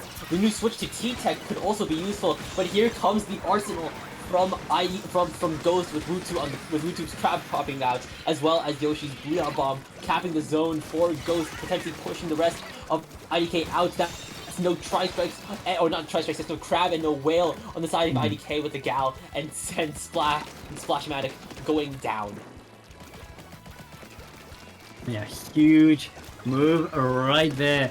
Ghost putting themselves in control of the zone and forcing IDK to react, to find a way back in. IDK using their special to get back control of their own platform. That's going to be a bit less when they try to get the zone, but that's what the crab tank is for. Adil getting a lot right there and forcing a lot of eyes to the side. That's going to be the zone for IDK. No one expects the crab to come from behind, as we see from Adel over here. Even still, the damage is still being dealt by Ghost, who is still in control, but these tri-strikes, courtesy of the T-Tech, could, of course, change things up as the zone is now in control of IDK. But already, the T-Tech has gone down, the crab tank has come out from Ghost, forcing the pencil out. S is trying to get a move onto that crab, being forced to jump out with that cooler buff here. And Yoshi is just making good use of what Stamper can do. Cheese out ledges here, firing off onto Adel's crab, forcing it out. Mondi's bubble has been popped once more as well. The tri-strikes are going to come out from the T-Tech as well, potentially stopping Ghost's hold as it goes into neutral here. Zone neutralized, but zone not taken. IDK lost a few too many players in that push to really take control over the zone. They didn't have the paint, and now Ghost are on a victory lap. All they need to do is hold the zone through these strikes. Are the strikes enough? Yes, they are able to paint. And IDK are still in this game, are still ready to fight, and they don't have penalty thrustics, which means right now they are scoring points. Exactly. Adel is now also popping the crab onto that upper platform here. The Booyah Bomb is coming out from Yoshi, forcing Adel off of the mid spinner here. That auto bomb seeking it out, and the crab firing off from Wutu could also prove testy. The Gal has gone down on the side of IDK here. Mondi's bubble is popped out. The tri-strikes from the T-Tech also coming out here. Zone is in neutral here. It is just an all-out battle to see who can get it, and IDK are still holding the control. That's no penalty points for them just yet, but with a Booyah Bomb coming out from Yoshi, it could just change, and just 2 members going down on IDK. Oh. It's only a matter of time. Oh. IDK are holding down the paint. They're seriously staying in this.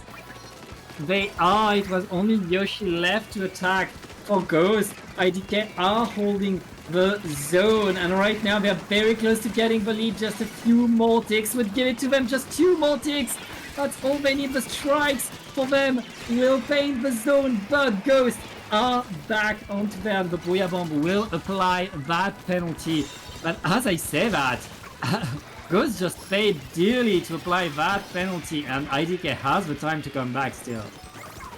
There's going to be around 1 minute left for them to work around. Still ample time for them to get out of their penalty points. And since the lead is so close, they don't need to worry. That being said, T's try strikes have been cancelled. Oh, as S as well, Yoshi is going on a rampage with this new Stamper, and they have a Booyah Bomb ready to go. The Tri-Strikes have come out from T. The Booyah Bomb is being charged by Yoshi, gonna be thrown onto that platform as soon as they just decide on when they're throwing it. Here it comes. Will they claim a lot more space for them, forcing IDK into a single corner here? There's 40 seconds left on the clock. The crab is ready to go. Can it be enough? Incredible control by Ghost right there. Adil though, activating the crab tank, getting a lot of attention, being punished as 2 players are down from IDK. Made that free, and Ghost right now only need to hold and paint for a few more seconds. It looks like we're gonna get a KO, and this game is going to go for Ghost with a final bomb on the wall, of course. Oh, Mondi! You mad lad with the junior! Oh, never underestimate the junior that shows up on a team, as Ghost Emoji have their ticket punched into final, and they have their matchup set. Do they have their matchup set? We're still waiting on Frutella and Lakaka to finish their... Oh no, they just finished, so the finals have been finalized here, with Ghost Emoji going up against Seed 1 Frutella in finals. But Pat, I don't think I'm gonna be there to see it. Yeah, you have to go. You've been a wonderful co-caster, Frostix, and I'm glad that I got to watch all these awesome games with you. And before we go, can you plug yourself? Yeah, of course. You can see my Blue Sky handle below at frostixbluesky.social. You can also follow me on Twitter at TK_Frostix. And if you want to support some of my own personal work, you can read my web novel Gap Year on Wattpad. I swear, it's worth your time. Either way, I'm getting sidetracked here. Pat will still be on for the second block, but you're hearing from Sig Dogari up next in block 2, where we will be seeing winners bracket finals, a bit of losers bracket, and finally the end of Triton-Cup 105. But this has been it from me, at least, here, so don't go anywhere. Triton-Cup will be back for more.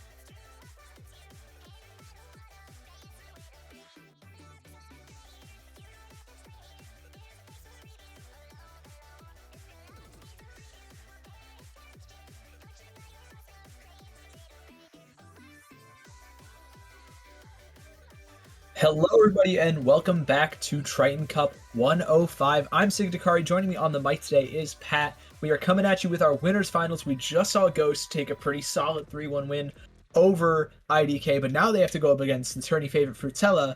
Pat, what are you thinking about this set? I mean, Ghost is a strong team, a great team. Frutella is that kind of team that's on a different level. And Ghost, we saw them dominate, and we saw them force the other team to adapt, to switch things up. It's their turn to be the team on an uphill battle. It's their turn to be in a tough spot. But again, they're good players. They can do it, and we'll see if they're able to do that. Starting with Umami Runes again on Splat Zones, of course, because it's Triton-Cup.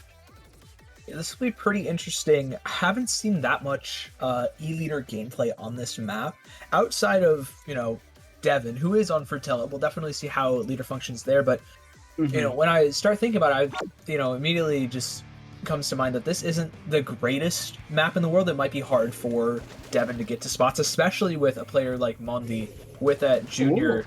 Oh wait, there's no leader. That is a crab tank charger. Okay. Devin 4K playing the new charger. That's a lot of new weapons on the side of Frutella. Apart from the Dread Ringer, that's 3 of the new weapons of this patch. So we're going to see a lot of new actions. Starting with the Tri-Slusher that has the screen and a bomb. A friend that loves the Tri-Slusher has told me that that bomb on Tri-Slusher was something they really wanted to have. Oh, it is absolutely excellent. It provides some great poke. Splatter Color Screen is one of the best specials for Tri-Slusher as well, and it's already, going pretty well. That Tri already got a pretty good double. The screen's coming back for the retake for Frutella here.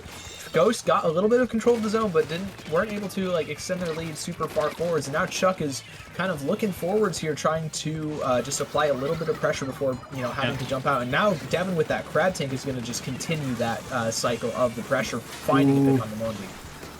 Yeah, very nice control, an incredible crab tank right there. That's Frutella very much taking control of that map. And hey, here's the thing of these new weapons. People don't know how to play them yet a lot, but also people don't know how to counter them yet. So Frutella using that to their advantage and getting more and more with Devin 4K on the charger, doing the same job again, not stopping. This Devin guy might be pretty good at chargers in general, You think so? Apparently he can cook on the charger scope as well. Oh my god, what a quad. And looking for that second for that another one onto the crab tank. That's gonna clean up the KO for Frutella in game 1. What are they feeding this guy? How is he so good at charger? It's aim. Just always aim. Perfect aim every time we see Devin 4K. It's always there. It's always incredible to watch. And with the Splat Charger that can fire faster than the E-Liter, it's even faster. It's even more bam, bam, bam, shot after shot. And now, Sig, we're going on to Mahi Resort, where I hope we get to see more Charger. Oh, absolutely. Such a small map where you're able to kind of take really solid advantage of, those condensed sight lines, those tighter choke points, especially before the water kind of level rises or falls or whatever it is, when you get the larger map. Chargers have just complete control over those smaller checks just because of how tight they are. They can just sit in a spot and watch every single angle possible. And so, definitely going to be looking at Zekrom and Devin here as 2 of the major difference makers for these 2 teams going into this. But I also really quickly want to highlight how much paint as well. We have a Junior, we have a Dread Ringer. Those 2 weapons are definitely going to be doing a lot of work in just capping the zone and getting the rest of the team kind of active. Especially with, the Reef Slider for the instant cap, the kind of the zone cheese. I thought personally we were done with that when Dreadringer got Crab Tank this past update, but clearly, Frutella are still making it work. I don't think we're rid of the old Renrigger still. We'll have both now, and it's great that Renrigger players get two options. They will have a lot of way to diversify their games.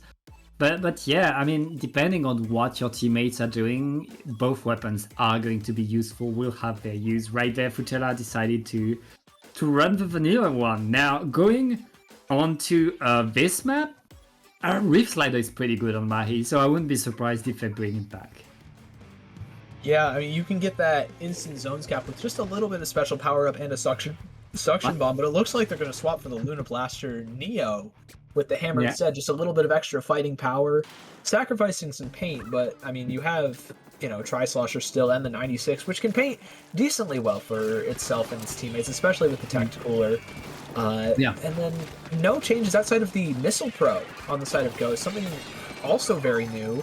First relevant missile weapon we've had since, you know, the nerfed at the very beginning of the game, and it, you know, it doesn't even get the special, and it's already looking pretty solid for Ghost here as an early cap through, and they're forcing everybody on Frutella back.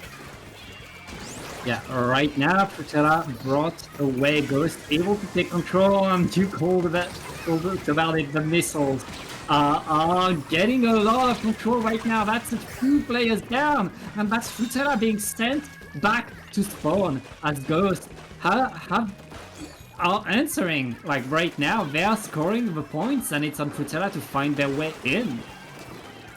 They have been struggling a little. Those missiles providing some great disruption, as well as Yoshi kind of running in, making life difficult for that crab tank, and everybody sort of on that right-hand side of the map. The Zipcaster coming through, not quite going to find picks, but gives enough space and time for Ghost to pop that big bubbler in the zone to cap it, keep it capped in their favor just a little bit longer. Now Zekrom finds a pick onto that Luna Blaster as well, and that's going to stall things out even further. 2 players down. It's just the crab tank, and I believe the 96 up on Snipe. So Frutella, they have their work cut out for them right now. A little bit of a tough hold, but they're able to pull through and send Ghosts all the way back to their spawn. Yeah, right now Frutella are getting back into this game. The hammer is instantly thrown from the Luna, and Ghosts are struggling to push in. It looks like Frutella are holding the control pretty well, and Ghosts are not finding their way forward. Now that there's the cooler, it looks like Frutella are on their way to the lead, Sig. Yeah, they're going to get it right here, and now with a couple of specials to work with, that splatter color scheme being the primary one, they're looking to go even further. Devin finds a great pick onto that Snipe Rider. That's your long-range cap option gone. We are looking at another KO here, Pat. This 96 is just trying to keep that zone cap for as long as possible. The rest of the team is just fighting, stalling, waiting, and Frutella have yet another KO to put themselves up 2-0 here. We saw Ghost take control. We saw Ghost really hold the zone, play perfectly around it, push Frutella away.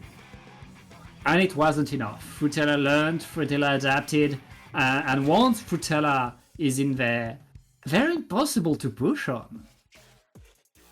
Yeah, they can get set up, you know, once they do get set up, a lot of weapons that are very difficult to move. You know, you have the Charger, which, you know, as we've talked about before, you have the missiles counterpick, but you only get those a couple of times a game. You know, you still have that cooldown. Pro doesn't paint very well, but then you also have to deal with the Tri-Slosher sharking, the 96 which even without its wall is incredibly strong. Yeah, and the final weapon is a Luna Blaster, which is just a Tri-Slosher kind of with a hammer. So you really have to do so much work to clear that. You hardly have any utility or like players left to deal with the zone, and by that time everybody's jumping back to Devin. Yeah, and I want to talk about that new 96 because I played it today and I hated it. I can't play 96 without a wall, and it requires a lot of skill. You're losing such a huge, so important safety net on a weapon that has a lot of RNG, and seeing a top player bringing it to the winners finals and making it work is so impressive. But even without the wall, as you said, it's a weapon that, yes, has RNG, but you don't want to chance it, and it's hard to run forward onto a 96. Yeah, especially with the angle shooter, that little dart that it can throw as well. It combos with the main weapon. So Yeah. in reality, you only need to hit one shot in a couple of use cases. And Dart, while not being the easiest sub-weapon to use, it's still incredibly potent and can find some great picks Yeah. across the map too. Not to mention the tactical, or that whole kit is just fantastic. Provides 96 with a lot of mobility, which is something that it struggles with. That the previous kit of Deco with the wall and Kraken kind of help out with in a different way. Yeah. Yeah, it's a weapon that's going to need a team that plays around it, but that will have potential. It will create its own niche. And again, we're still very much discovering the game once again, seeing what these players are testing, are doing. And there's more to watch in this Triton-Cup. Now, one more game for Frutella, and they get their ticket to Brands. Ghost wanting to stop them, wanting to get back in there, and facing a Carbon this time. Ooh. Okay, and the Vanilla Pro, and then Yoshi's back on that Booyah Stamper that we saw in the previous set as well. Maybe just a counter pick for the map here is Vanilla Stamper can be a little bit tough to pilot with that zip cache on this map. And the Carbon is really good at sharking. You still have a decent amount of paint for it. And they're looking to just kind of duel here. Maybe take that 3v1 onto Yoshi, just dragging everybody over. Ghost are able to cap the zone in the meantime and pressure Devin to jump out, forced out of there. The Carbon is running into that zone, trying to play with this Tri-Slosher again. That really short range but strong at fighting duo, just pulling through for Frutella on this early start of the game. Yeah, great move by Frutella. Great control right there now. They're all on the platform, maintaining the pressure. The Booyah Bomb will force them back onto the zone, and with a lot of firepower, it looks like a Ghost are able to at least cap. And yeah, they're taking control. That's delayed wipe, and Ghost, it's their turn to hold the zone now, Sig. Yeah, they have that control, but do they notice the Carbon on that bottom left side? They're going to clear it just a little bit at a time. Two players are sent down to deal and force that jump out. Ghost do end up taking the lead. The Crab Tank does get popped by Devin here. Same thing with the Tacticooler. And there's a pick on the Moni. Looking for a little bit more with this Trizuka and the extra chip damage. Not quite going to find. Actually, the Tri-Slosher ends up going down, but Devin's able to contest Zekrom and find that pick before contesting, capping that zone back for Ghost. Devin is just the tip of the spear right now. The frontline charger is strong, but Mundi is just dancing around this bubble, gets traded out by the Carbon, and Frutella has the lead yet again. Yeah, they have the lead and the control, and that move by Devin 4K really allowed the team to push themselves forward, to be in there. 35 ticks left, and Ghost needs to push, but it's 2v2 right now. It's pretty rough to push with only 2 players, Sig. Oh, it's incredibly difficult, and with this 96 just keeping the entire left side of the zone seemingly covered, and Devin not really facing a lot of pressure. Frutella are able to get that score all the way down to 7 before getting a delayed wipe. I believe it's just the Tri-Slosher left, and they're just running around. Finally goes down here, but a delayed wipe is going to put Frutella down at 7 points remaining before Ghost can get control of that zone. They find another pick to continue this stagger. The Booyah Bomb from Yoshi isn't going to find anything on that right-hand side, and Frutella, they've already started moving to retake with that splatter color screen. Yoshi's back in the mix, though, and this 96 might be in a little bit of trouble here on this right-hand side. Able to get out in time. That Booyah gets popped, but Frutella has control of that zone. Not that much in terms of utility or manpower expended either. And that's the power of Frutella, their ability to really win the next fight, and lots of darts are being thrown right there to take control. That's another trade. 2 down onto Frutella. This is the time Ghost needs to attack, and the Crab Tank is going to work incredibly well. That's 1 splat, that's 2 splats. Okay. Ghosts are in control of the zones, getting their way back into this game. I'm sorry, where's Devin? Is Devin in the right spawn? What? Yeah. I don't know where we are anymore. That's somewhere for a Charger B. Looks like Frutella have control back of the zone though, and Devin is still. They're in the spawn. Oh, they're in the spawn of Ghost. What are you doing here? You're a backline, not their backline. That's not how it works. I'm calling the crowd for good measure, dude. What is happening? You can't do this. This shouldn't be happening. The jump is going to be camped, and Devin's just looking to tap shot Bluetooth down. Ghost have the zone. You can't keep doing this.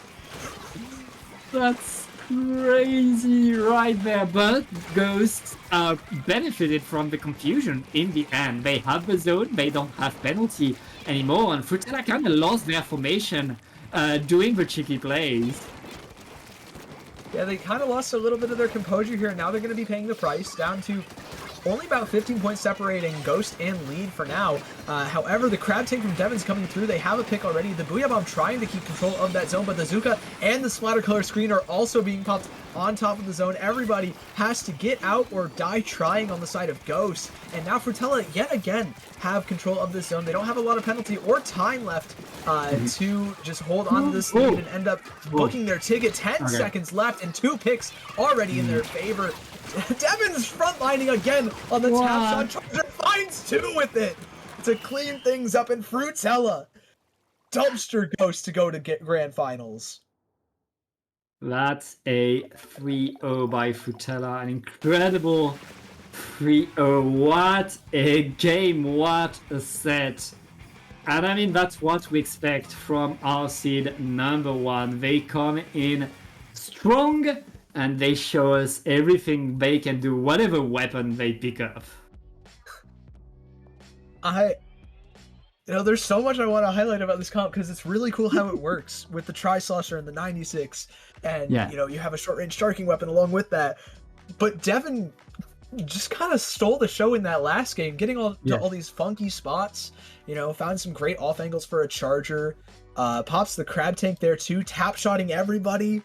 Kind of a ridiculous game for Devin. I've heard that what makes a good Charger is their ability to really move forward and not just stay back. I think this is too much.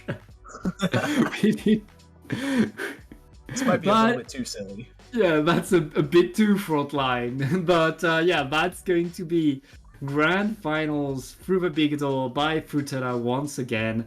Ghost, it's not the end of the tournament for them. They're going to go on to losers finals. I don't think we have their opponent decided yet. We're gonna take a short break and we'll be back with losers semis.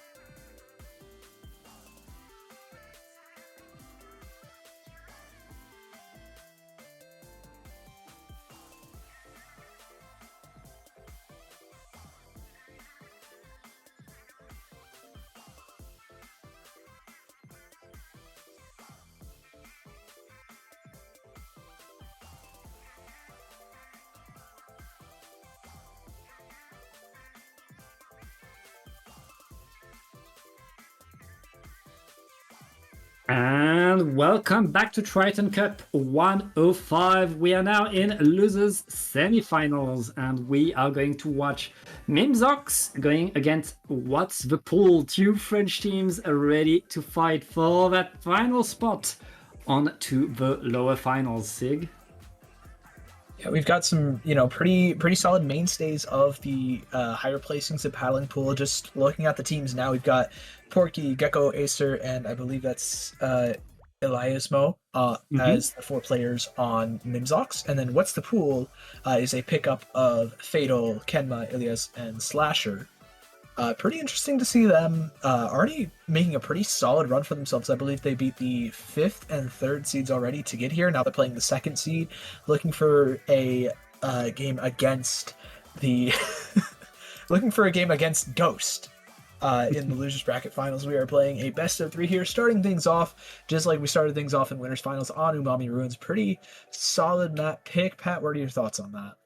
I, as you said, it is solid, but there's one big difference between this and winners finals. We are in a best of 3, and a best of 3 is different. It's more pressure. It's not much point yet. Let's see what the teams are bringing. Mimzox, we're going to see more of this new charger thanks to Mimzox, it seems. Yeah, we got that new charger, we got that new 96 as well as the new... It's a full team of new weapons. We got the Splash-O-Matic and the Carbon Roller to go along with it. What's the Pool? They're running that new Dread Ring. They're pretty solid with that Crab Tank Curling Bomb combo. It's already working out pretty well, applying a lot of damage, forcing the Splash to back all the way up here. Just toss some miss, but is kind of the last member in a really solid, safe position. Everybody else having to kind of jump out or back all the way off or, just die and respawn. And What's the Pool? They have a very solid amount of control here, especially with that Crab Tank. Yeah, they set themselves in position. Mimzox trying to find a way back in the super chance, giving them a bit of space. So does the Crab Tank, and What's the Pool are forced out. Very, very nice moves right there. Looks like Mimzox are back in the fight, but they haven't painted the zones yet. They haven't taken control, and What's the Pool are still there, making a few more points and not letting go. Yeah, not capping that zone as soon as they get back into mid and get a solid amount of control. Might bite Mimzox in the butt here, already down about 60 points to What's the Pool. That is a very solid lead and a pretty tough one to come back from, especially if you're just constantly getting stalled out in mid here now.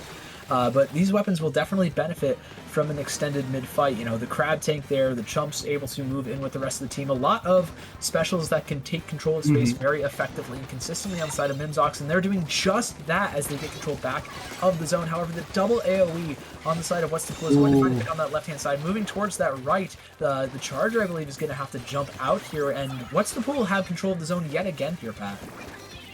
Yeah, very nice boost by What's the Pool, and that Wave Breaker, key position will give them a lot of intel, will slow down Mimzox's push.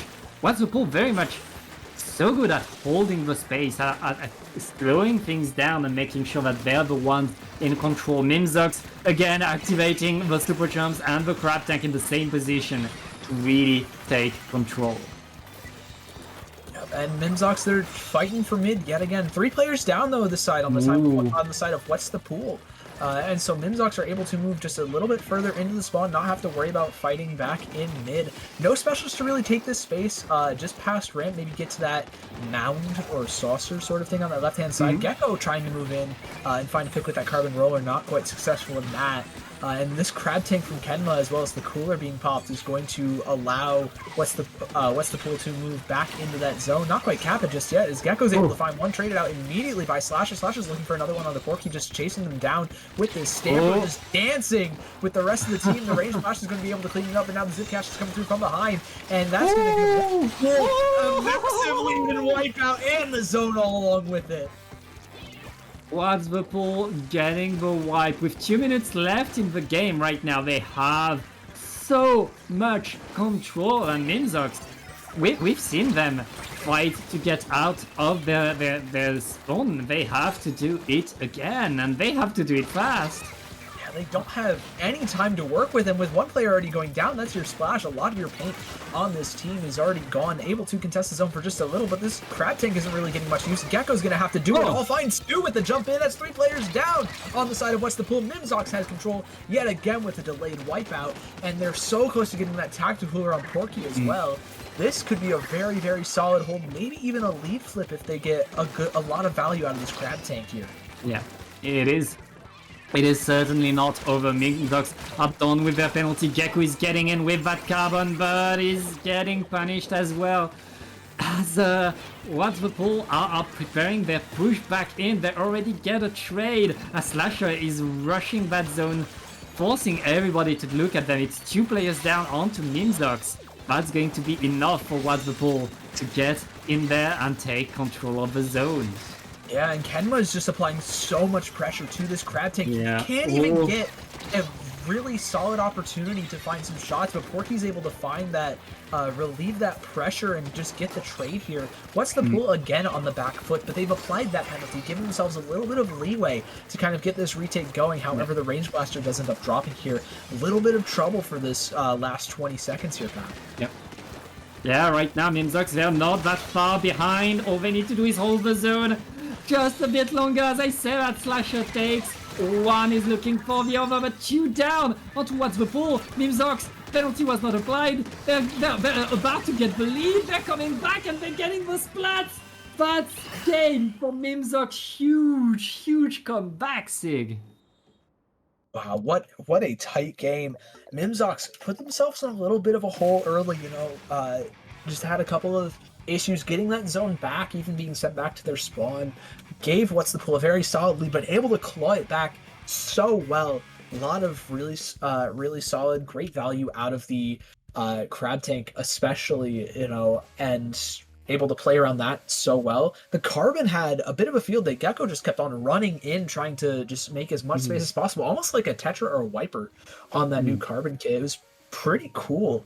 You know, we haven't seen that really played that much yet, but if that's how it plays, that's a really interesting niche for it. It's so hard to play Carbon without a burst bomb. Absolutely. I think, I mean, Gecko, if anybody can do it, Gecko can. Gecko is an incredible Carbon player that has been maining the weapon since the dawn of time. So, like, yeah, I mean, it's rough to make it work, but that's kind of what Mimzox was banking on, you know? It's going to be punished so many different times, and Mimzox is going to be in difficulty because of it. But the second it works, the second that Carbon can take the space, it's going to do a lot. It's going to take a lot. And when Mimzox took control, they kept control. They made more points, and they got the victory there.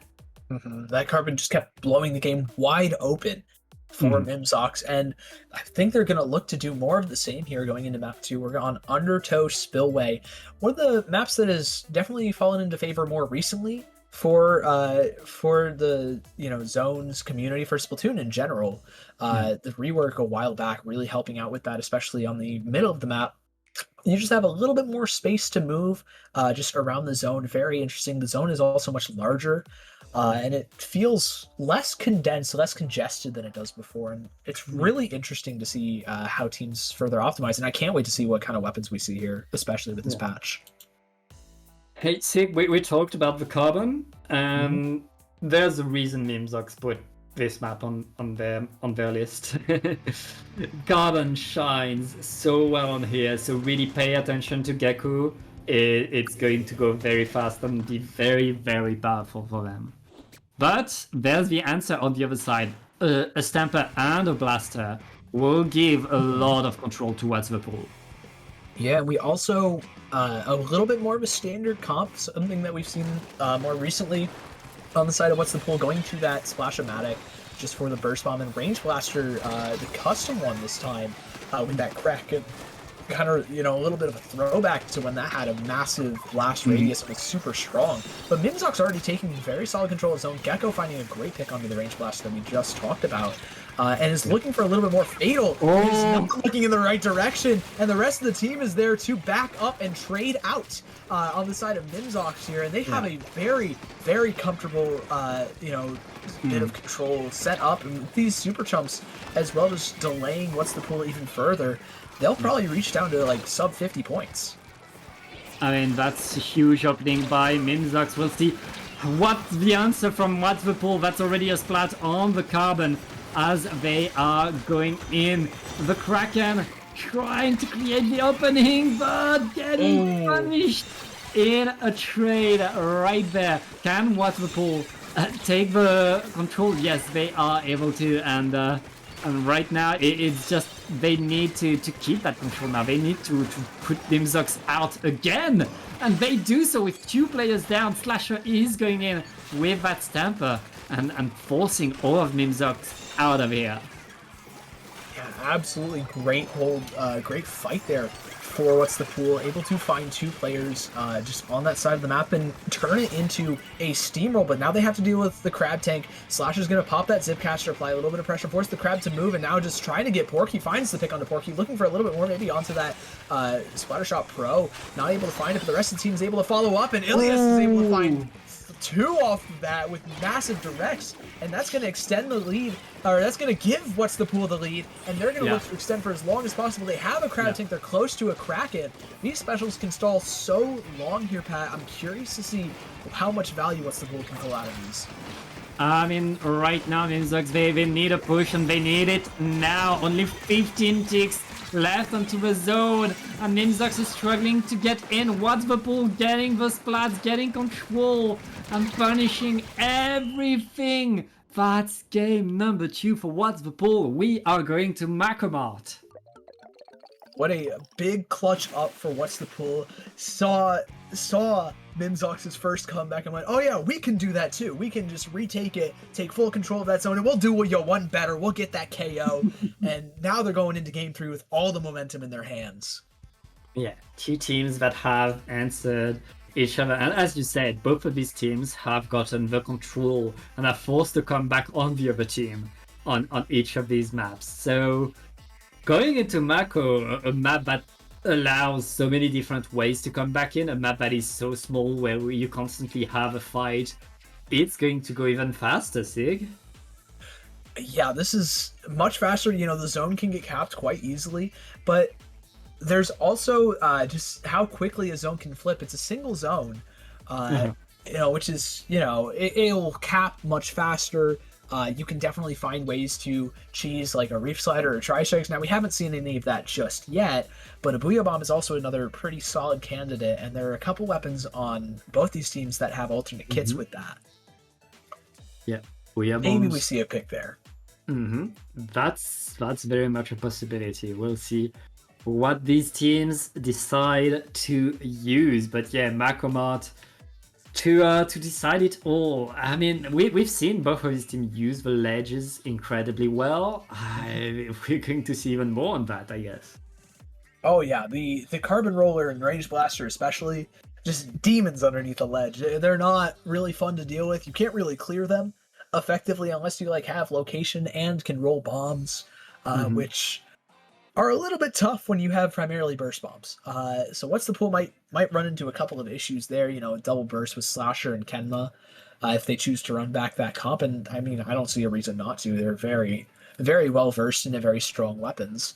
But Mimzox also don't have great options. Their locating weapon is Dart, which is it's very solid sub, but not quite the most known for vertical play, Yeah, it's we'll see if the Dart comes back. It looks like it does. They're really relying on the carbon to maintain these ledges, and it's a vanilla splash now. And back to the Zekofin Charger, I guess, for Mimzox, a bit more of a classic comp. known quantity of weapons to secure the victory, and it looks like Mimzox is going to take early control. Yeah, Mimzox already with the early control. Gecko already underneath this ledge, and a pick from onto that Dreadringer is going to kick things off for this hold here. Mimzox in full control. Gecko moving to another ledge, but gets picked off by Kenma on that Dreadringer. Very solid pick. Now you don't have to worry as much, but Porky's on this left-hand side, able to clear a lot of things out. Not quite able to find that pick onto the blaster, though. Geku's back up, finds Kenma, looks for something inside this big bubbler. Not able to move, though, as the zone immediately gets capped, and What's the Pool are back, and they have that zone, and now they're looking to close in on that lead themselves.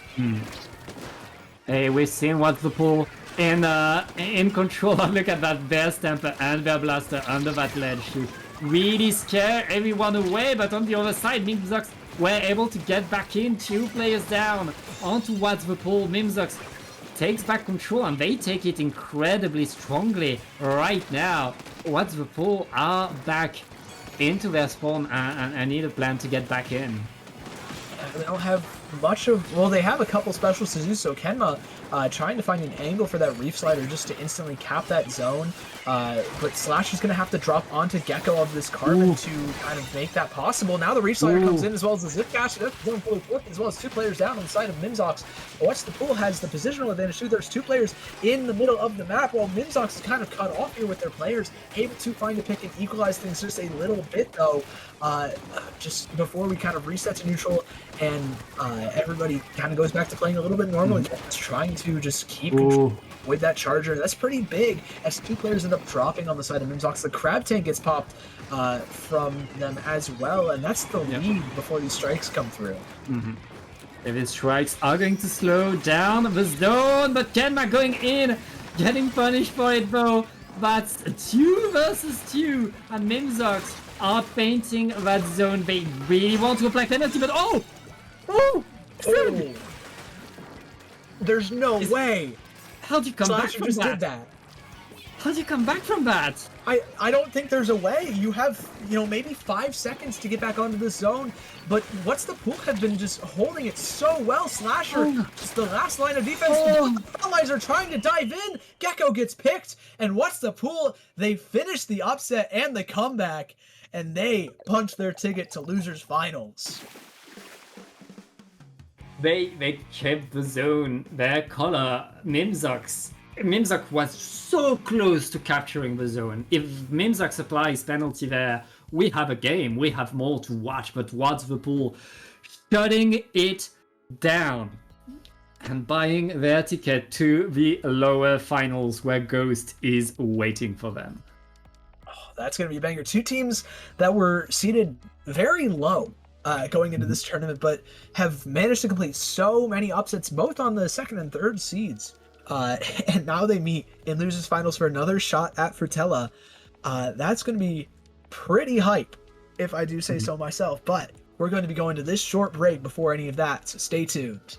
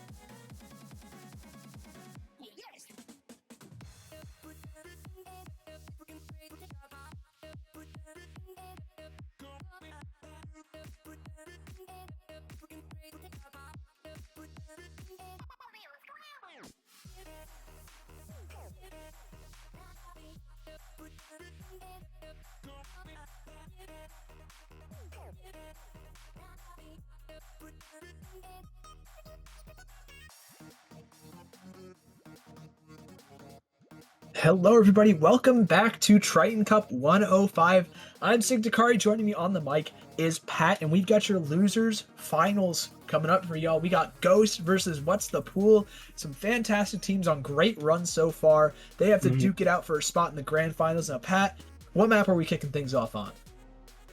We are kicking things off with Macomat, a map that we just saw What's the Pool absolutely shred on. So they have to be pretty happy to see that back coming back right away because they are hot on here. That being said, Ghost, they're coming from the winner's side, from the winner's bracket in this lower finals. So they had the time to rest a little bit and maybe to watch stream and know exactly what the pool is doing on here. Yeah, they've got a little bit of time to cool off, but What's the Pool have been maintaining a really solid burst of momentum so far through Losers Bracket. They've won the past couple of sets in a row against fantastic teams that Ghost has also beat, but I believe What's the Pool have been beating them, in quicker succession, just, by nature of Losers Bracket. And we're going in things with a V-Pro and Booyah Stamper on the side of Ghost. Yeah, interesting picks by Ghost right there. We'll see how they are able to do. Again, that's What's the Pool, who are bringing the Vanilla Blaster. Great bubbler option. And that great bubbler option is going to be punished right away by Ghost, who are taking control. Yeah, already with that early zone control, but the Reef Slider is going to come in from Kenma and find two players, force Mundi to jump out, find that zone as well. For What's the Pool here, the Crab Tank is being forced to back off, and everybody on Ghost is now just backed into the spawn. What's the Pool have full control of mid here. Kenma on this little block with the Dreadbringer, just trying to send as many bits of 90 damage as possible down to help the rest of the team and maintain control, and it's working out pretty well so far. Fatal is in a bit of a tough spot with that big bubbler, and now he's going to have to back off. Ghosts have control, or they should have control of the zone here. There it is. And now they just have to kind of lock out. They've already found everybody except Fatal. And with this Booyah, they're looking to just kind of put as much pressure on the map as possible. Well, great control, great advantage right now by Ghost. With Yoshi maintaining the pressure thanks to that Stamper, simply holding more and more control. And What's the Pool struggling to mount a push right now. Yeah, but this Reef Slider is going to come in and change everything. The big bubbler as well as going to use zone control over to What's the Pool yet again. Now big bubbler pop in response. Slasher's going to zip caster right on through that. Break it with the rest of the team. Find a pick onto that pencil is going to be pretty big for What's the Pool. They have another pick thanks to Ilya, and another big double with the direct from Ilias on this blaster. Has been putting so much work in the past couple of games and is continuing to do so for What's the Pool here. Great work. Sharking the ledges is so important on this map, especially as one of these big high damage AoE weapons, and we're seeing exactly why thanks to What's the Pool here. Yeah, the impact like players like Ilias and Ken can have on the map is huge. Mondi right now with a bubbler above the zone, that's enough to take the zone, especially with a junior right there. What's the Pool repainting the zone with the Reef Slider and using that paint to win the fight, put themselves ahead. They keep the lead, and right now they are back in control.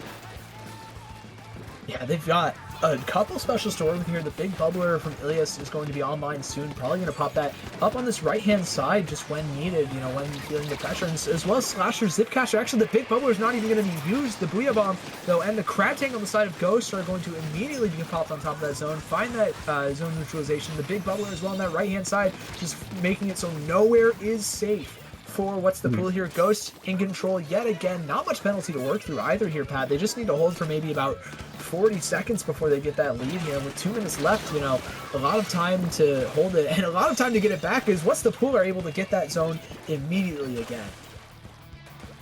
I mean, What's the Pool, they're going so fast right now, and they're not hesitating when they're moving forward, which is allowing them to really take space so efficiently. Now Ghost, they know they can do it, they know they can get back in there, and with the... Ooh! What? Kenma! Okay, sure. It was still working. Kenma able to find one, though, but it's not going to help in keeping that zone. As What's the Pool do end up losing control, they find, you know, the zone to be neutralized again, but Ilias isn't able to find any picks. 3 players down inside of What's the Pool.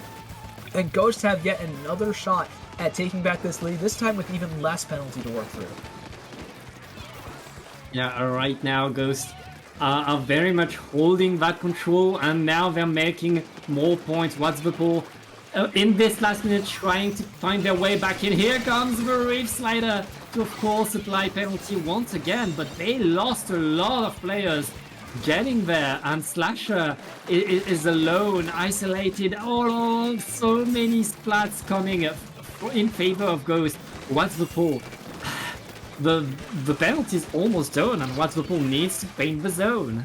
Yeah, and they have a Reef Slider to do so. The Zip Cache is going to be popped as well, just to find another funny off angle. There's the cap for the zone. Another penalty applied. Ghost really can't seem to get around this Reef Slider. And then there's the wipeout too. 15 seconds left. Ghosts don't have any time. They don't have any space to work with. And What's the Pool are able to hold on for just a little bit longer. They might be able to get this game when Slasher has to jump out, opting to stay alive, jump back in. Fatal is just trying to do their best to keep paint on that zone, and the bubbler is too late. And What's the Pool continue their momentum. 3 games in a row for them now, and they take game 1.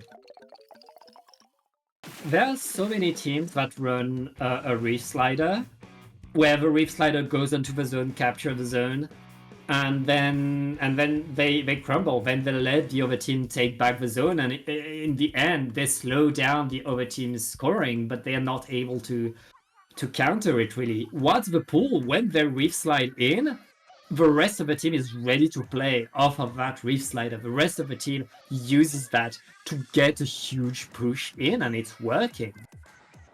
Yeah, I mean, Reef Slider is so strong on that map specifically, just because you have a lot of great angles, like you were talking about, to get into that zone and get your team in. It's one of the few maps where, or one of the couple of maps where Reef Slider is a consistent special, you know, where it has consistent value, you know, in times where you need it, and is easy to play around. And, you know, What's the Pool were able to just make great use of it. Now we're going to another familiar map we've seen in the past 2 sets, just because it's that good of a map. We're going back to zones on Umami Ruins. Double zone map. You can't Reef Cheese this one. We might see a Crab Tank maybe coming through from Kenma on the side of What's the Pool here. Yeah. Yeah, as you said, 2 zones, 2 very small zones that are very, very fast to paint.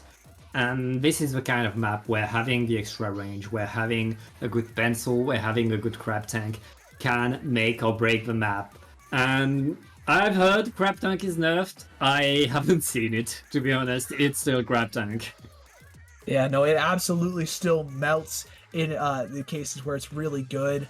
And, you know, even though it got nerfed because of Booyah Bomb and everything shreds it faster and it does 10 less damage on a direct hit from the big explosion, those aren't quite substantial enough nerfs to knock it off as one of the top specials in the meta right now. You know, it just does so much and controls a lot of space, still has fantastic chip damage no matter what way you slice it. We definitely can be seeing a lot more of it here. Yeah, everything is possible. What's the pool have been really being so impressive on these retakes. Now going on to a double zone, that's going to change it, because now Ghosts don't need to panic when they see a Reef Slider, they don't need to paint over as fast, which means they'll be able to focus on the fights a bit more. What's the pool are bringing the new Rapid Blaster, a pro with these tacticulars and suction bombs. We'll see how they do. Voodoo will be on the old Splattershot Pro to provide the crabs. Yeah, a little bit slower on the cooler for the Splattershot Pro here than the pencil, but I mean, you have so much extra fighting power, a little bit of that AoE as well to help out the rest of your team.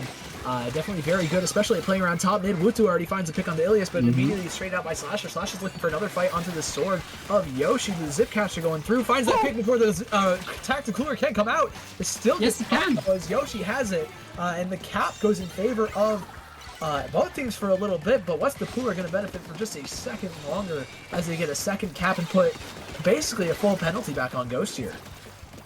Yeah, really rough. Both of these teams fighting as hard as they can, but it looks like what's the pool?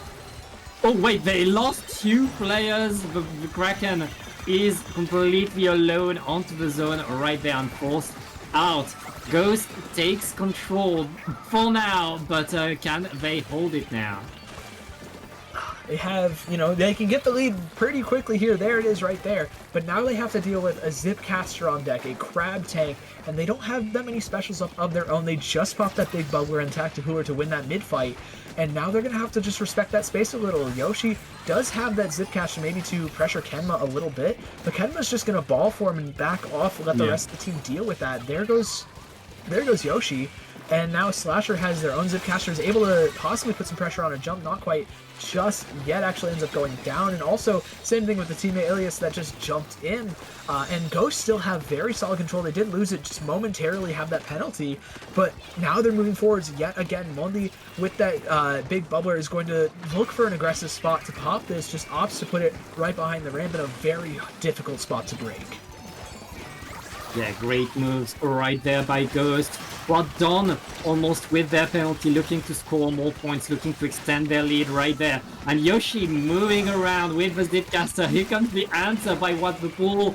But What the Pool are not able to move in. Yoshi shredding with the Stamper. No! What a splat! You see that just slow moving, 70 damage hitbox coming through, but like, no, you can avoid it. But it's still so fast, and that's going to give Ghost the picks they need to even things up in the score here. Just a couple more points separating them and KO, and there it is. We are down even at ones here in lower bracket finals. We are 1-1. Both of these teams have shown us intense strength, control over the map. This new combat Ghost is bringing us, it's working. It's working pretty well. Yeah, I mean, it changed up exactly what they needed. A little bit more just hold power. I mean, the blaster seems to be pretty solid. You know, you don't see that as often as, say, the new 96 right now, just in this tournament. But it's incredibly strong, potent. Has a little bit of a different niche, doesn't get cooler quite as fast as the other options like the pencil, like the edit, but still is an excellent fighter, can still paint pretty well thanks to those suction bombs, and has some great combat ability here too. Yeah, and like that poking ability that the Rapid Blaster Pro has is so good. You can maintain your opponent at a low health, and especially when one of your teammates is a Stamper, that's very, very dangerous. Now going on to Robo Roman, we'll probably see more chip damage and more Zipcasters. We'll definitely see a good bit more chip here. If it worked out so well for them in that game, I mean, it's going to work even better for them in Robo Ramen, just a map known for choke points where chip damage can really be utilized here. Just able to kind of have at you at elbow on snipe. It's so difficult to find a safe spot for more than like 5 seconds to just sit there and pop a special or sit there as an anchor. I believe it was Fatal on that pencil is definitely going to have their work cut out for them here, just in trying to stay safe, and contest and paint the zone.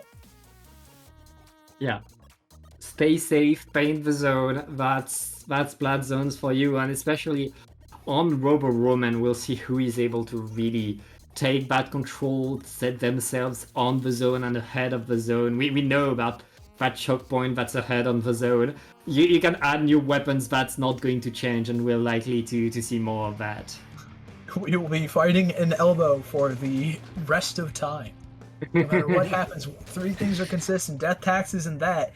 And we have a little bit of a change up here for What's the Pool, going over to that vanilla range blaster with the Wave Breaker as a little bit of a longer range option to safer poke here with a much longer map.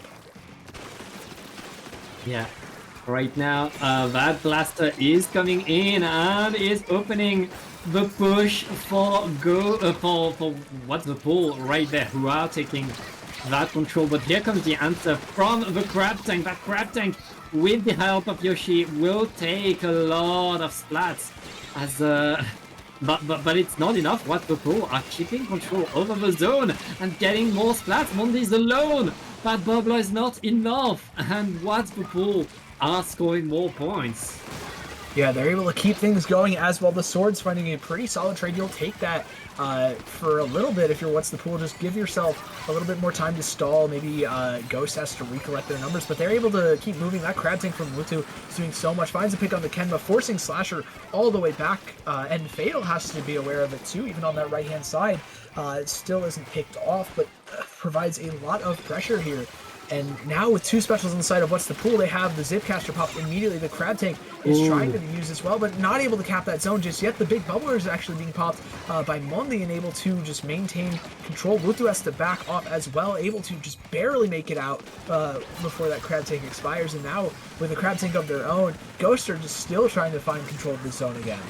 Yeah, they're finding a splat, almost finding a second one. Onto Slasher. Slasher is there. Oh, Slasher escaped death, and What's the Pool is keeping numbers advantage. 3 down onto Ghost. What's the Pool taking control and putting themselves on that elbow, Sig. Yeah, Emma with that Crab Tank taking initiative here. The Zipcaster from Slasher is going to pop.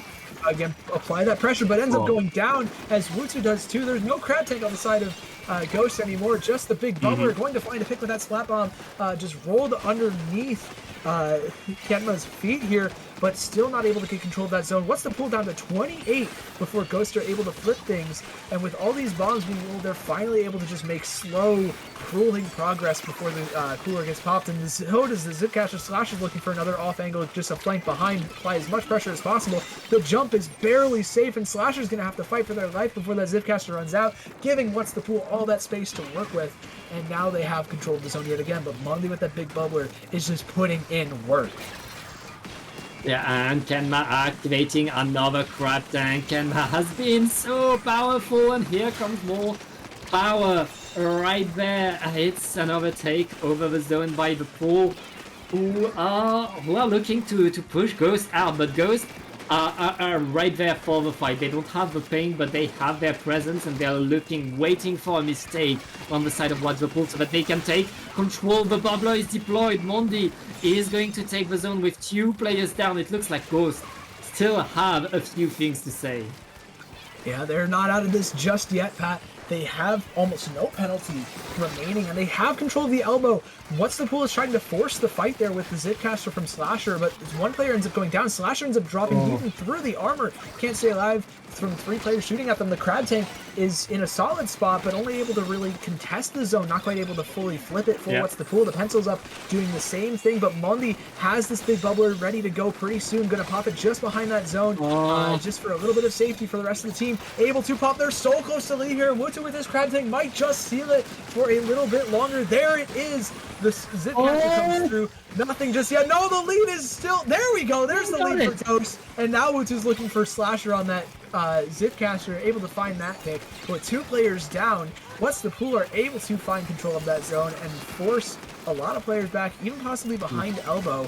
But no, everybody's just jumping behind and is fighting in the zone yet again. Mundi, with this junior, is taking matters into their own hands and pushing forwards with the rest of the team. And with 40 seconds left, Ghost has fully flipped this game. Yeah, I mean, What's the Pool opened so strong. They looked like they were in control of this map, but now they need to push in. There's only 30 seconds left in the game, Sig, and What's the Pool is trying to find their way in. Kenma falls the Crab Tank onto the bubbler now, fainting as much as they can. They apply penalty, they take control, but they need to push Ghost out. Ghost answering with their Crab Tank and their bombs. Absolutely maintaining the fight. 10 seconds left, and What's the Pool needs to cap. They cap. They need to keep the zone now as Yoshi is going in with the Stamper. Oh, with that big bubbler, they might just be able to do it, and there it is. Ghost, they get control of that zone, put themselves on match point, and we've got a, I think we've got a pretty neat fourth map here, one we haven't seen yet this block in Hagglefish, one of the classics, but hasn't really been played. Yeah, I mean, it was in the list for these teams, but we haven't gotten to it yet. Now we get to play Hagglefish. And another one of these wide maps, flat maps, where a good Crab Tank, a good Charger in the right position can make or break the game, Sig. Oh, absolutely. You have a Crab Tank set up on like that kind of glass canopy area, and they can chip all the way over to the other side of the zone. Just absurd range on stuff like the alternate fire with that explosive shot, and is really good at just initiating a push back into zone, initiating those retakes. Chargers can do oftentimes the same thing, and I'm just curious. We've seen a couple of different weapons here. I just want to know what we're going to see, what we can expect going into this. Probably not any one-shot chargers, but maybe we see a return of one of those newer, cooler weapons. I mean, everything's possible for sure. And you say we don't see a one-shot charger. The new Splat Charger with a Crab Tank, I feel like could have a field day on here. It could. It's basically everything that's great about this map for a backline. You have safe spots to set up, great anchor special just to kind of have an extra bit of poke range, some utility, as well as a safety option with that extra armor and HP from it. But at the same time, you have to be ready to deal with that Pencil, and Pencil has the same range, slightly longer if you're only talking about painting, and that can be quite difficult to work around, especially for a Charger comp on this map. Yeah, certainly a lot to look around for, a lot to take care. And I mean, these two teams have changed comp several times. So, let's get right in the game and see what they bring. That's the new Stamper that's coming this time. So we'll see a few Booyah Bombs for Ghost. Yeah, very, very solid special here as well. Able to toss that behind the zone, clear everybody out of it, maybe take that paint for yourself, flip it relatively easily. And, I mean, it's got Auto Bomb. It's a very solid lethal, can kind of force people out, track people down if they're sharking. Going to be useful, especially against that blaster. But on the other side, we have another Dreadringer just with that reach slider, able to cap the zone so easily, as well as just move straight forwards, find a couple picks. That's 3 down on the side of Ghost, and What's the Pool are picking things back up. Slasher's already in the spawn, just trying to delay for as long as possible, get this lead extended, and is able to drop out and jump out safely. Yeah, very nice moves by Slasher, getting away with it. Ilias going in to get a trade. That is huge as Slasher is coming back, but he's being punished in the Zipcaster. the crab is deployed by Wutu. That should be enough to help paint the zone, but as I said, that once before everybody's there to paint the zone back. Can Ghost apply penalty? Doesn't look like it yet. They need to use all their special. The Booyah is not on the zone. It's not enough.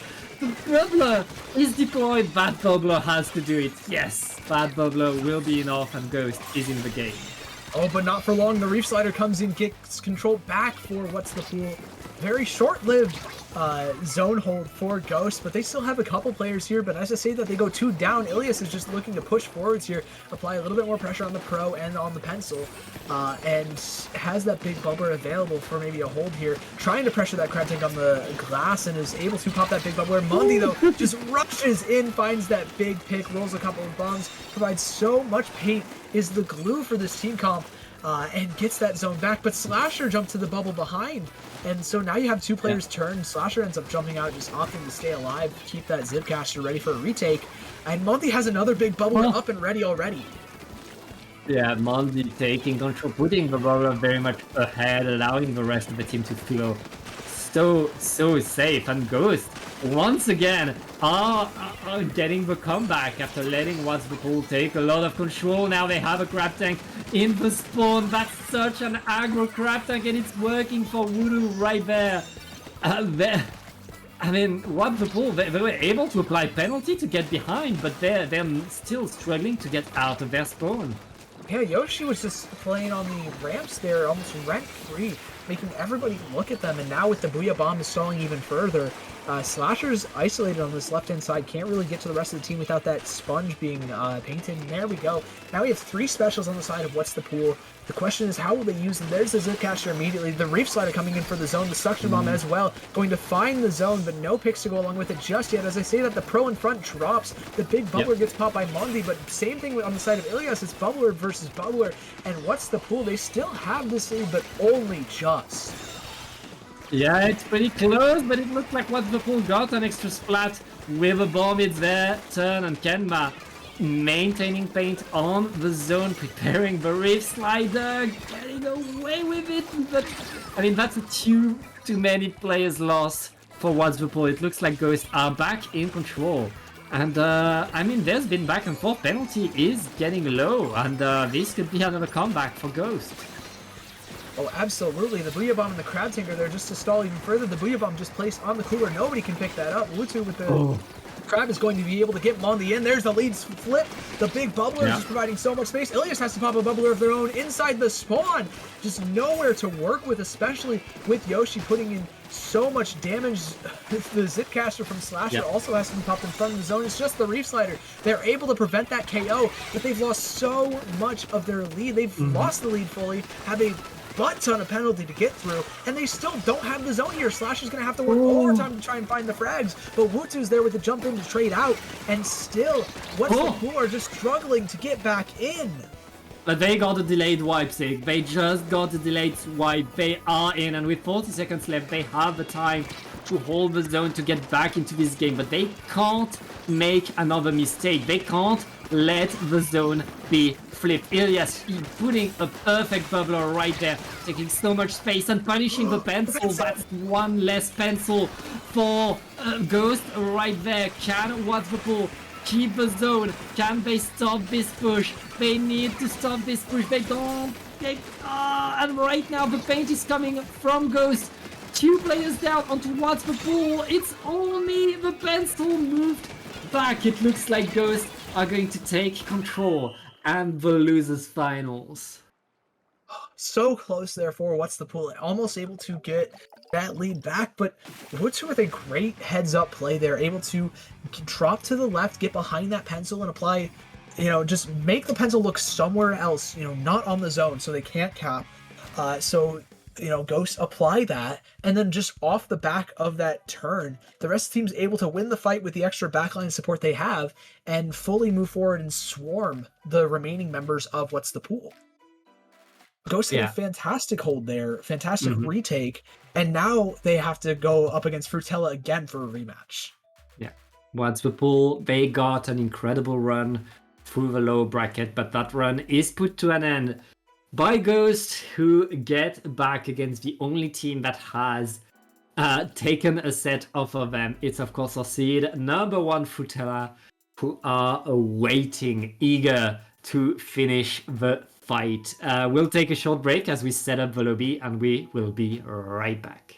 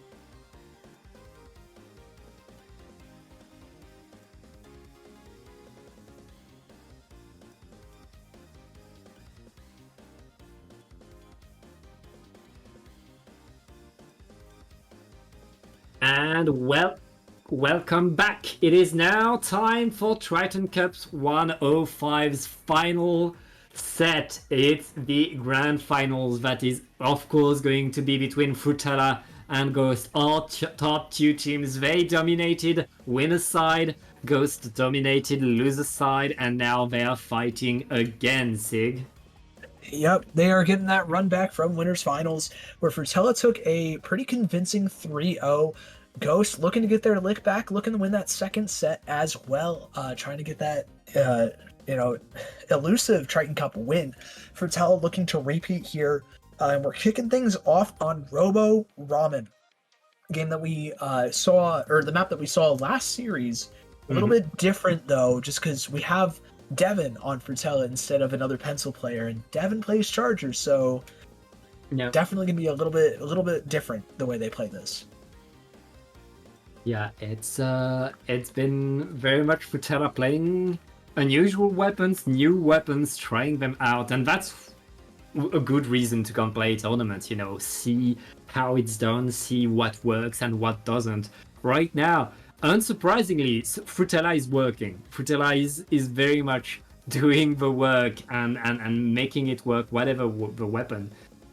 Ghost have had a wonderful night, but now they're facing the final boss, the wall, and they need to bring it their absolute best if they want to keep playing here. Yeah, we see Phoenix making an appearance instead of, I believe, Aaron, or they just don't have a nickname anymore. But we see pretty standard stuff for Frutella, what they've been running most of the tourney. It looks like everybody but Devin is just gonna stay inside spawn for a little bit, I guess. Oh, that's BM. That is BM. Little That bit of is BM there. BM. Okay, how long are they waiting? 30 seconds? Looks like 30 seconds. 30 seconds is going to be... Now, Phoenix is still back, by the way. It's a 3v4 right now. Show us something else! Well, all the specials get popped on the side of Frutella. They are able to get started, just moving back into the zone here. However, one player ends up dropping. That's the Dualies, and Chuck goes down too on that Tri-Slosher. They may have played with their food a little bit too much here, Frutella. And now Ghosts have full control with only 40 points left and no specials to retake on the side of Frutella yet. Yeah, and Ghost is doing pretty well right now. Less than 30 ticks left on the zone. Frutella needs to push in. Here comes the Reef Spider. Oh. Yoshi, last squid standing for Ghost, is forced out of here. Yeah, what a big triple from the Reef. Something you don't see every day. Just moves right past everyone, finds those picks on the jump-ins too. And now the rest of the team is taking full advantage. Two players go down to Chuck on this Tri-Slosher. The last player, again, has to jump out for Ghost, and Frutella have full control of this game. They're knocking on the spawn yet again. The Dapples and Tri just trying to find some little shark and rat spots as Devin and Phoenix are kind of just standing there having a conversation on elbow. That's so mean! Oh my god. Come on! We can't be doing this. Yeah, you have to play, you have to fight right now, Frutella. Losing control, are they gonna get lead? It looks like they're taking the zone back just in time to get the lead. Ghost not out though, are throwing the strikes onto the zone, able to apply penalty, keep themselves here. That's a wipeout, everybody was down except for the Stamper from Ghost. Yoshi still there, is going to activate the Booyah to let the rest of the team come back. Oh, I didn't even notice. Ghost is running the ZF Charger as well. We have no pencils out on this game now. Mondi finding a big pick with that Junior, rushing forward, trying to find another one on that left-hand side, but Chuck is able to find that trade out. And now is moving forwards, forcing that Crab to look the other way. The Reef Slider coming through breaks Wutu's Crab, and Frutella have control of the zone yet again with a whole lot of control, and Wutu ends up getting picked off. 3 players down on the side of Ghost, and Frutella are back to just running into the spawn. Yeah, Frutella very much on the attack, moving in with 2 minutes left. They know they're done playing. They're here to fight, they're here to win, and they're in the position to keep holding Ghost struggling to get in. That Booyah Bomb needs to find the zone, needs to paint. Mondi's in there with the bubbler. That should be enough to allow them to get the zone with the triple E strikes. Yep, all of the specials on the side of Ghost being used there except the Crab Tank. The only special they have kind of for this hold here is going to be a little bit more difficult for them to kind of take this space, but it is going to be available for maybe they pop it behind just to try and play for this lead. They're not that far off, only about 20 penalty points and 7 extra normal ones. However, they do lose control. That penalty is put back up to 40, and Wutsu's just trying to find a couple of picks with this Crab, not able to get anything just yet. Chuck is able to stay alive, dashes around, plays around cover excellently. Zekrom can't clean up either, and Frutella, they don't have control of the zone just yet, but with 2 players down on both sides, Zekrom finds a beautiful pick on a Phoenix. Chuck is coming from behind, able to find a massive flank. Devin, not Dylan, cleans up the last player of Ghost, and they're able to get control of that zone yet again. Yeah, Ghost, they're not so far behind. They only 7 points behind, but right now Frutella are extending their control. They don't have that much penalty left. And Ghost is in desperate mode, desperate to throw all of their special onto the zone. They're able to paint it! They're able to keep themselves alive, but they only have Mondi left, Sig. No, there's nobody able to contest that zone. They get the penalty put on, but, you know, with 15 seconds, you got to find a way to get this junior moving. But with 3 players kind of watching the one choke you can run in from, the bubble has to be popped on elbow, and 2 players end up actually dropping. Looking for that third is Yoshi, but Phoenix able to shut them down.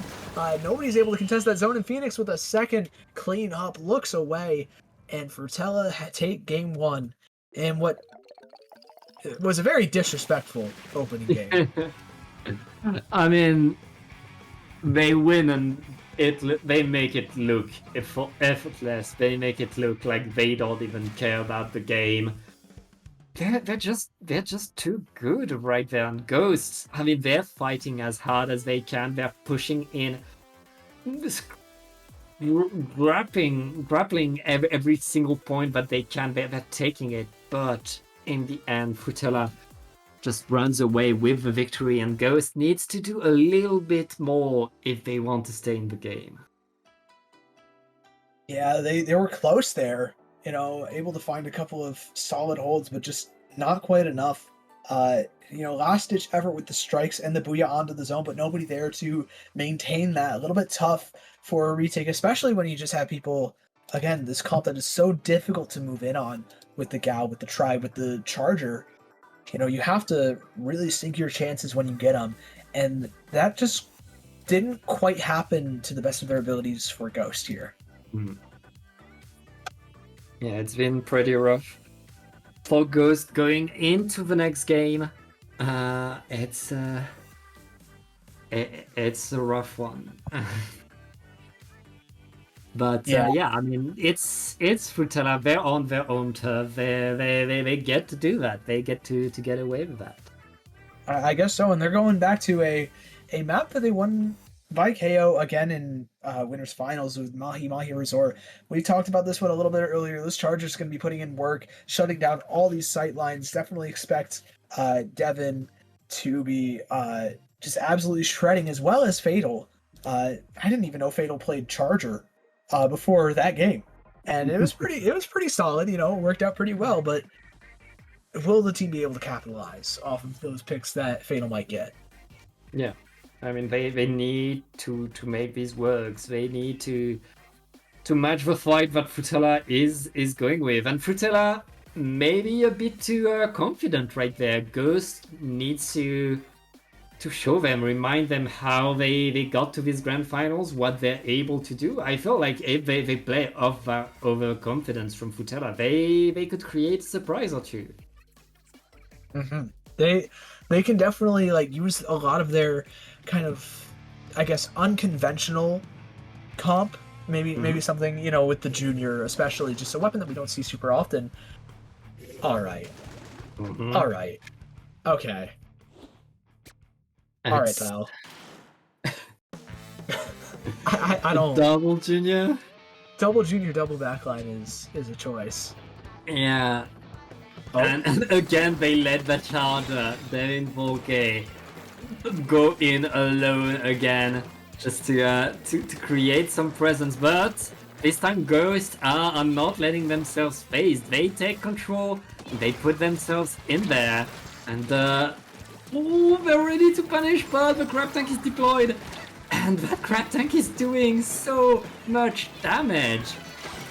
Yeah, finding a couple of picks here, giving Frutella the way back in when everybody decides to pick up their controllers again, I guess.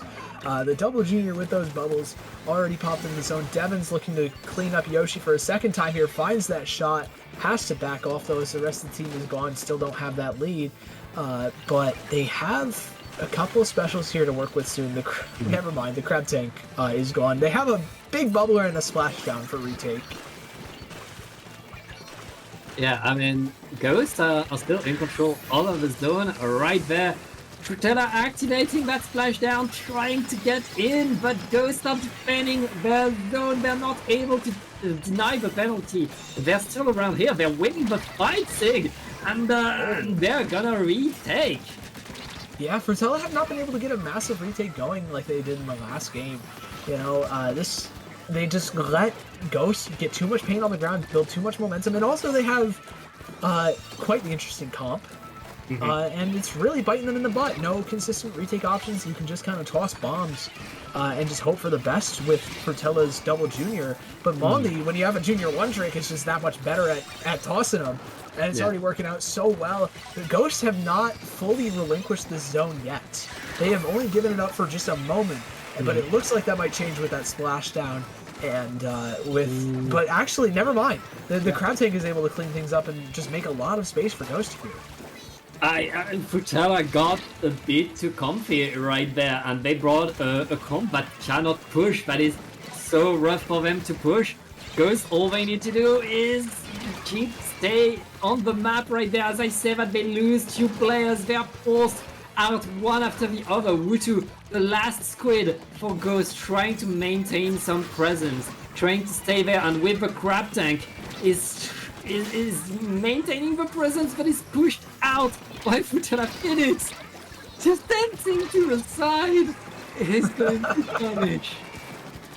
3 players being sent over though is going to give Ghost another opportunity here to take back that zone, applying more penalty and keep their lead. Phoenix is just running around, not a care in the world. These darts though from Wutu, they are doing a good amount of damage. Phoenix is kind of stuck here until the rest of the team is able to clean up. And Frutella do have the zone back. They don't have a lot of penalty between them and lead. And they might just take it here. They have a real opportunity. Not much happening. 2 players down. The Ghosts are still fighting well. Able to get that zone back just before the lead flips and finds the exit frags on the remaining players of Frutella. Set themselves up for another hold here and close to the crab tank and bubble. This could be pretty solid. It's Ghosts are holding that zone. Ghosts are letting a Frutella cap just so that they can answer. But they lost 2 players in that push. It's going to be so rough. Voodoo is punished and Frutella is back in control of the zone. There is no penalty onto them, Sig, right now. They're about to score more points. Yoshi going in with the stamper, has the Booyah Bomb ready, will retake. Maybe they need to paint. They're able to paint, reapply penalty, win the last minute, Sig, and Ghost is still in the lead. Yeah, this is so big. Yoshi just doing everything possible, trying to find Devin though on that left hand side, not successful in that endeavor, and now has to play a little bit from behind. They might have to give Frutella the lead here with they're so close to it. This Booyah Bomb won't be enough to paint over, but maybe Mondi with those bombs will do the same thing. No, not quite. Finds a pick, but not the lead. Frutella is able to maintain that lead, find the picks. There's 2 players down the side of Ghost, and all of a sudden Frutella with their whack comp, with their pushing, they push and they're successful, and now Ghost just can't get in.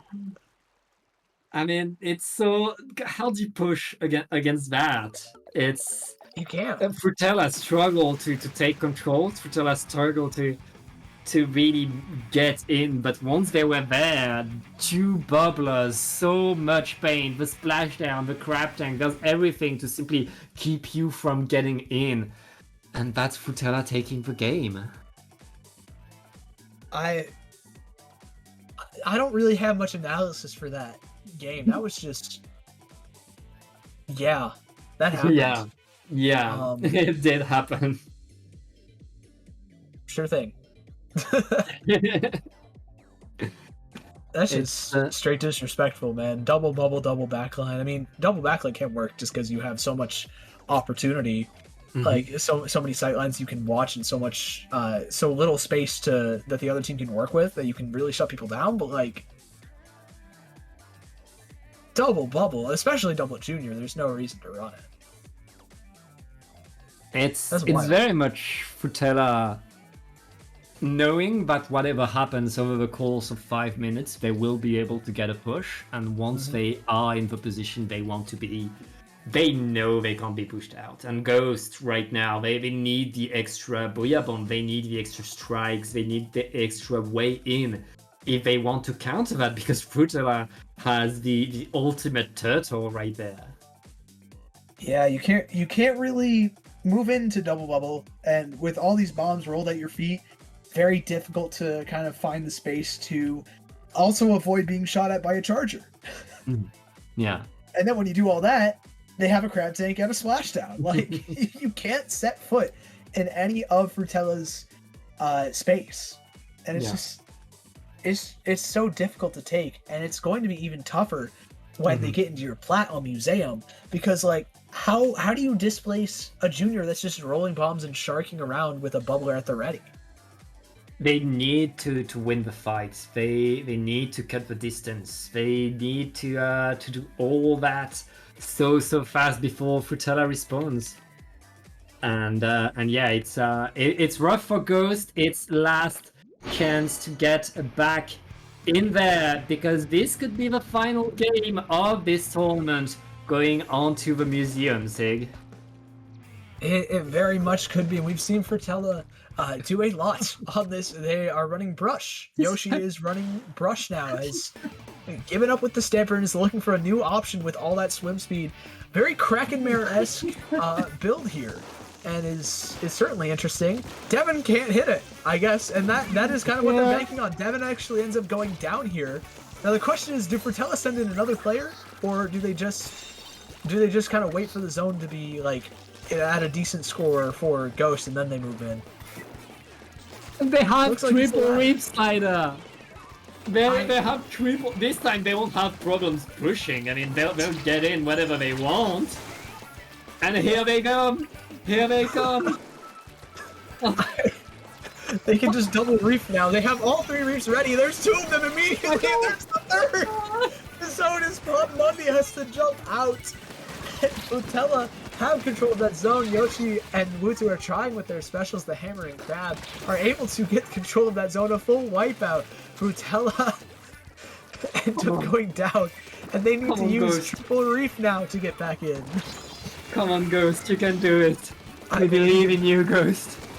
Let's go, Hold Ghost. the line. No penalty on Ghost, and they have the bubbler on the platform. They're in the right position. They were able to grab that tactical up, but Frutella is simply running over everybody. It's not a game, it's a horror movie. You turn one corner and you see boom, charger, and three reef sliders. What do you... I don't even know how to react to that. That is just terrifying. And now Frutella have control again. I guess the Dread is moving through the other team's age now. Yeah, that's sure. the thing you can do, I guess. But It's a horror movie! He set up again! He set up again in the spot!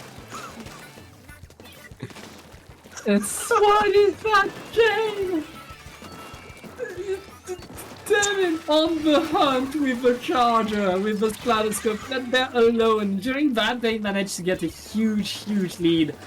Ghost able to get back control of the zone. They don't have that much penalty. They're still in this game. They don't need that much Sig. But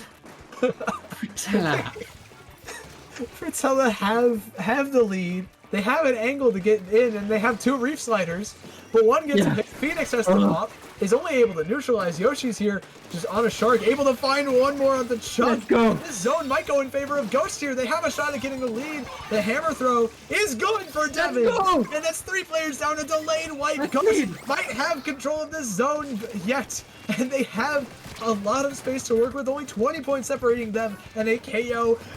The Reef Sliders, though, they're 2 up again. They're looking for that drop into zone, but they both pop on the same side. They're not able to get the instant cap. This could be tough. Yoshi's the only one standing, and Frutella have control. They're still in this game with Triple Reef. And Frutella is back in there, back on the attack, getting an extra splat. What a snipe! And Phoenix moving in with that reflex. Getting punished. Thankfully, Ghosts are still in this game, are able to maintain their presence, but the penalty is almost done. Sig. Ghost needs to get back onto the zone. Yoshi is there with the hammer. Can Yoshi create a miracle? Yoshi needs to get it. Oh, they don't. I don't even think they'll end up needing the hammer for the retake here as the Reef Sliders get picked. That's the charger down too. You can run around now, and Ghosts still have the zone. They have that lead. Frutella didn't really encroach on that lead much either on that push. They just got basically a full penalty back, and Yoshi is up again, sharking, trying to find some picks. Gets so much damage on the one push. The Reef Slider pop. Wait a minute! This is a massive double, and the hammer is still good for an extra hold here, possibly. The rest of the team is able to move up, and Yoshi is back on the same spot. They're doing it. Ghost is doing it. They're punishing Frutella for their hubris, for their confidence. And with just a 2 points left, Yoshi is down! No! The hammer! It doesn't break the crab barely.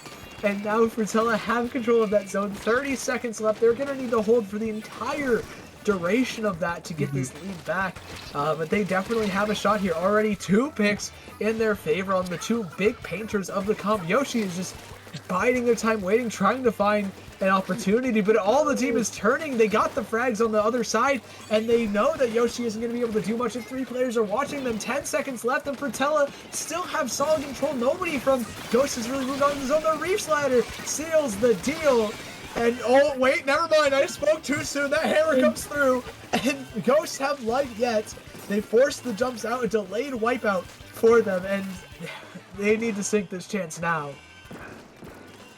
Ghost giving us hope, still alive in here. Not that many penalty points. They can do it. They only need to delay a little bit more. Here comes the crab tank. The Reef Slider is countered. They counter the Reef Slider. Only one is coming. It's not enough to paint the zone. Come on, let's go. Let's go. We got one more game. Triple Reef isn't the comp to win Triton-Cup, and Ghost find a game to keep themselves alive. Okay, now they have to do that 2 more times. I don't know about that. They can do it. I think they can do it. They can do it. They've shown they can do it. Frutella punished. Frutella humbled. They can bleed. That is only the 2nd game that they have dropped in this tournament so far. And now we go to Barnacle and Dime for our 4th map. I'm curious to see what Frutella bring this time. It's got to be some happy medium between Double Junior and Triple Reef Slider, so... I mean... now they know Triple Reef Slider is too much. Yeah, just a little bit. A little bit troll. What do they bring? We don't know. We have no idea. It depends what the random weapon generator will decide. I guess so. I don't know, man. This is just silly.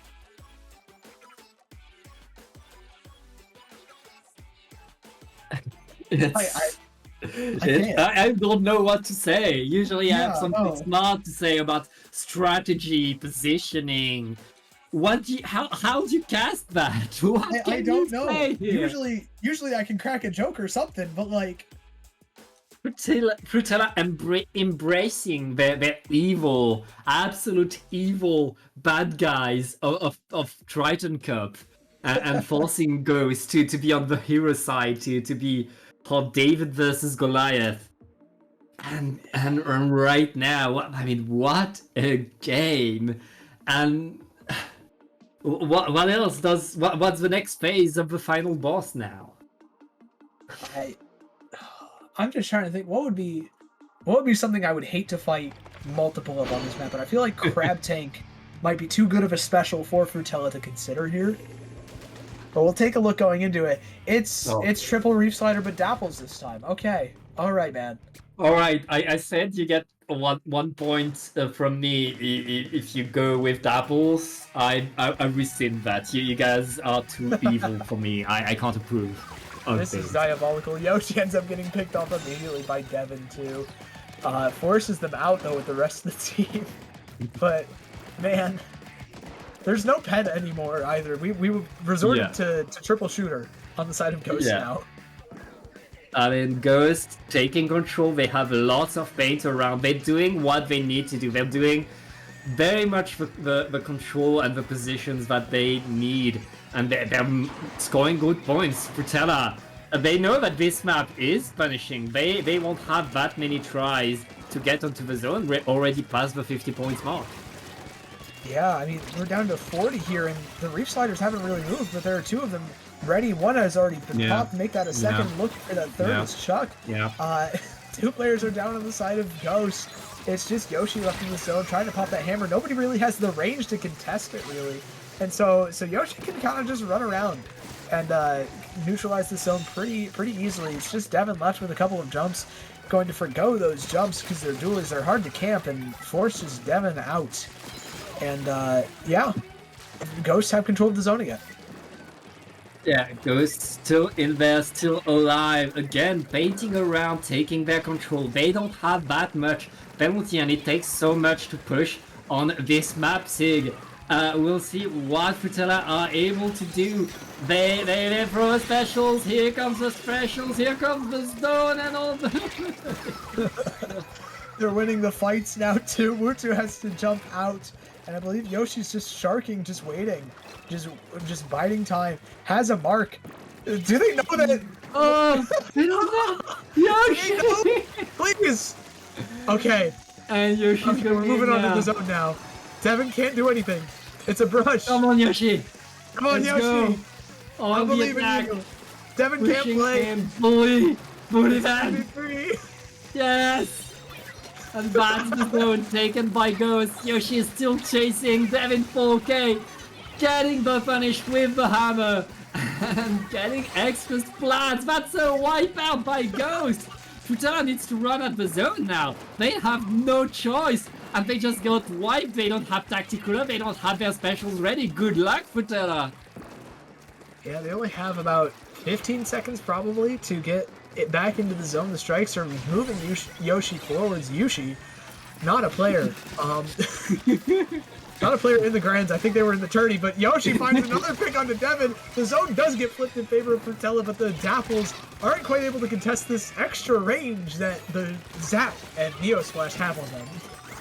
Yeah, and right now Ghosts are getting more and more, but here comes more Dapple action. Phoenix going in, getting punished in a trade right there. Frutella are back in control over the zone. Now they're kind of lacking range outside of the charger. Can they really defend the zone? I mean, they may not have range, but they certainly have reach sliders, and those can definitely put in some work. Already going pretty well, but Yoshi did end up popping that hammer inside the zone, and ended up getting picked off. Witch is the only one left, has to back all the way out. Phoenix is very low here. But the reach slider is able to clean up and save the teammate, find the trade. The refrag's going all in favor of Frutella here, and that's the lead for them. That might be the tournament. That might be the tournament. Ghost were able to survive. Museum, it looks like Barnacle will be the end of this. Yoshi's on the zone with the brush, but it's too late. And Frutella, with the Dapples, are going to win Triton Cup 105. Man, that felt mean.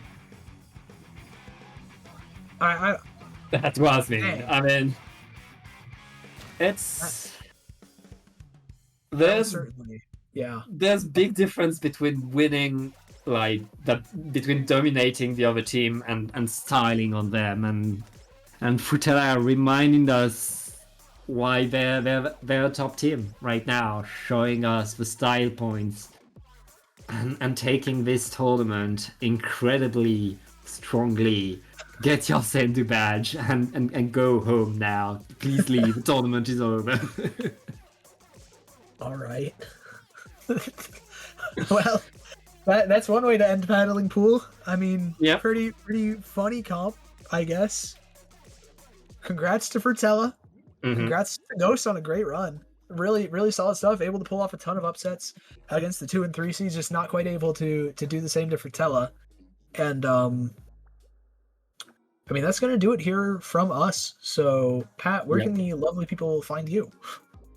You can find me on Twitter at BadgerAutumn. It's written on your screen right now. You can mostly find me on Blue Sky if you remove the underscores. And Sig, where can you find you?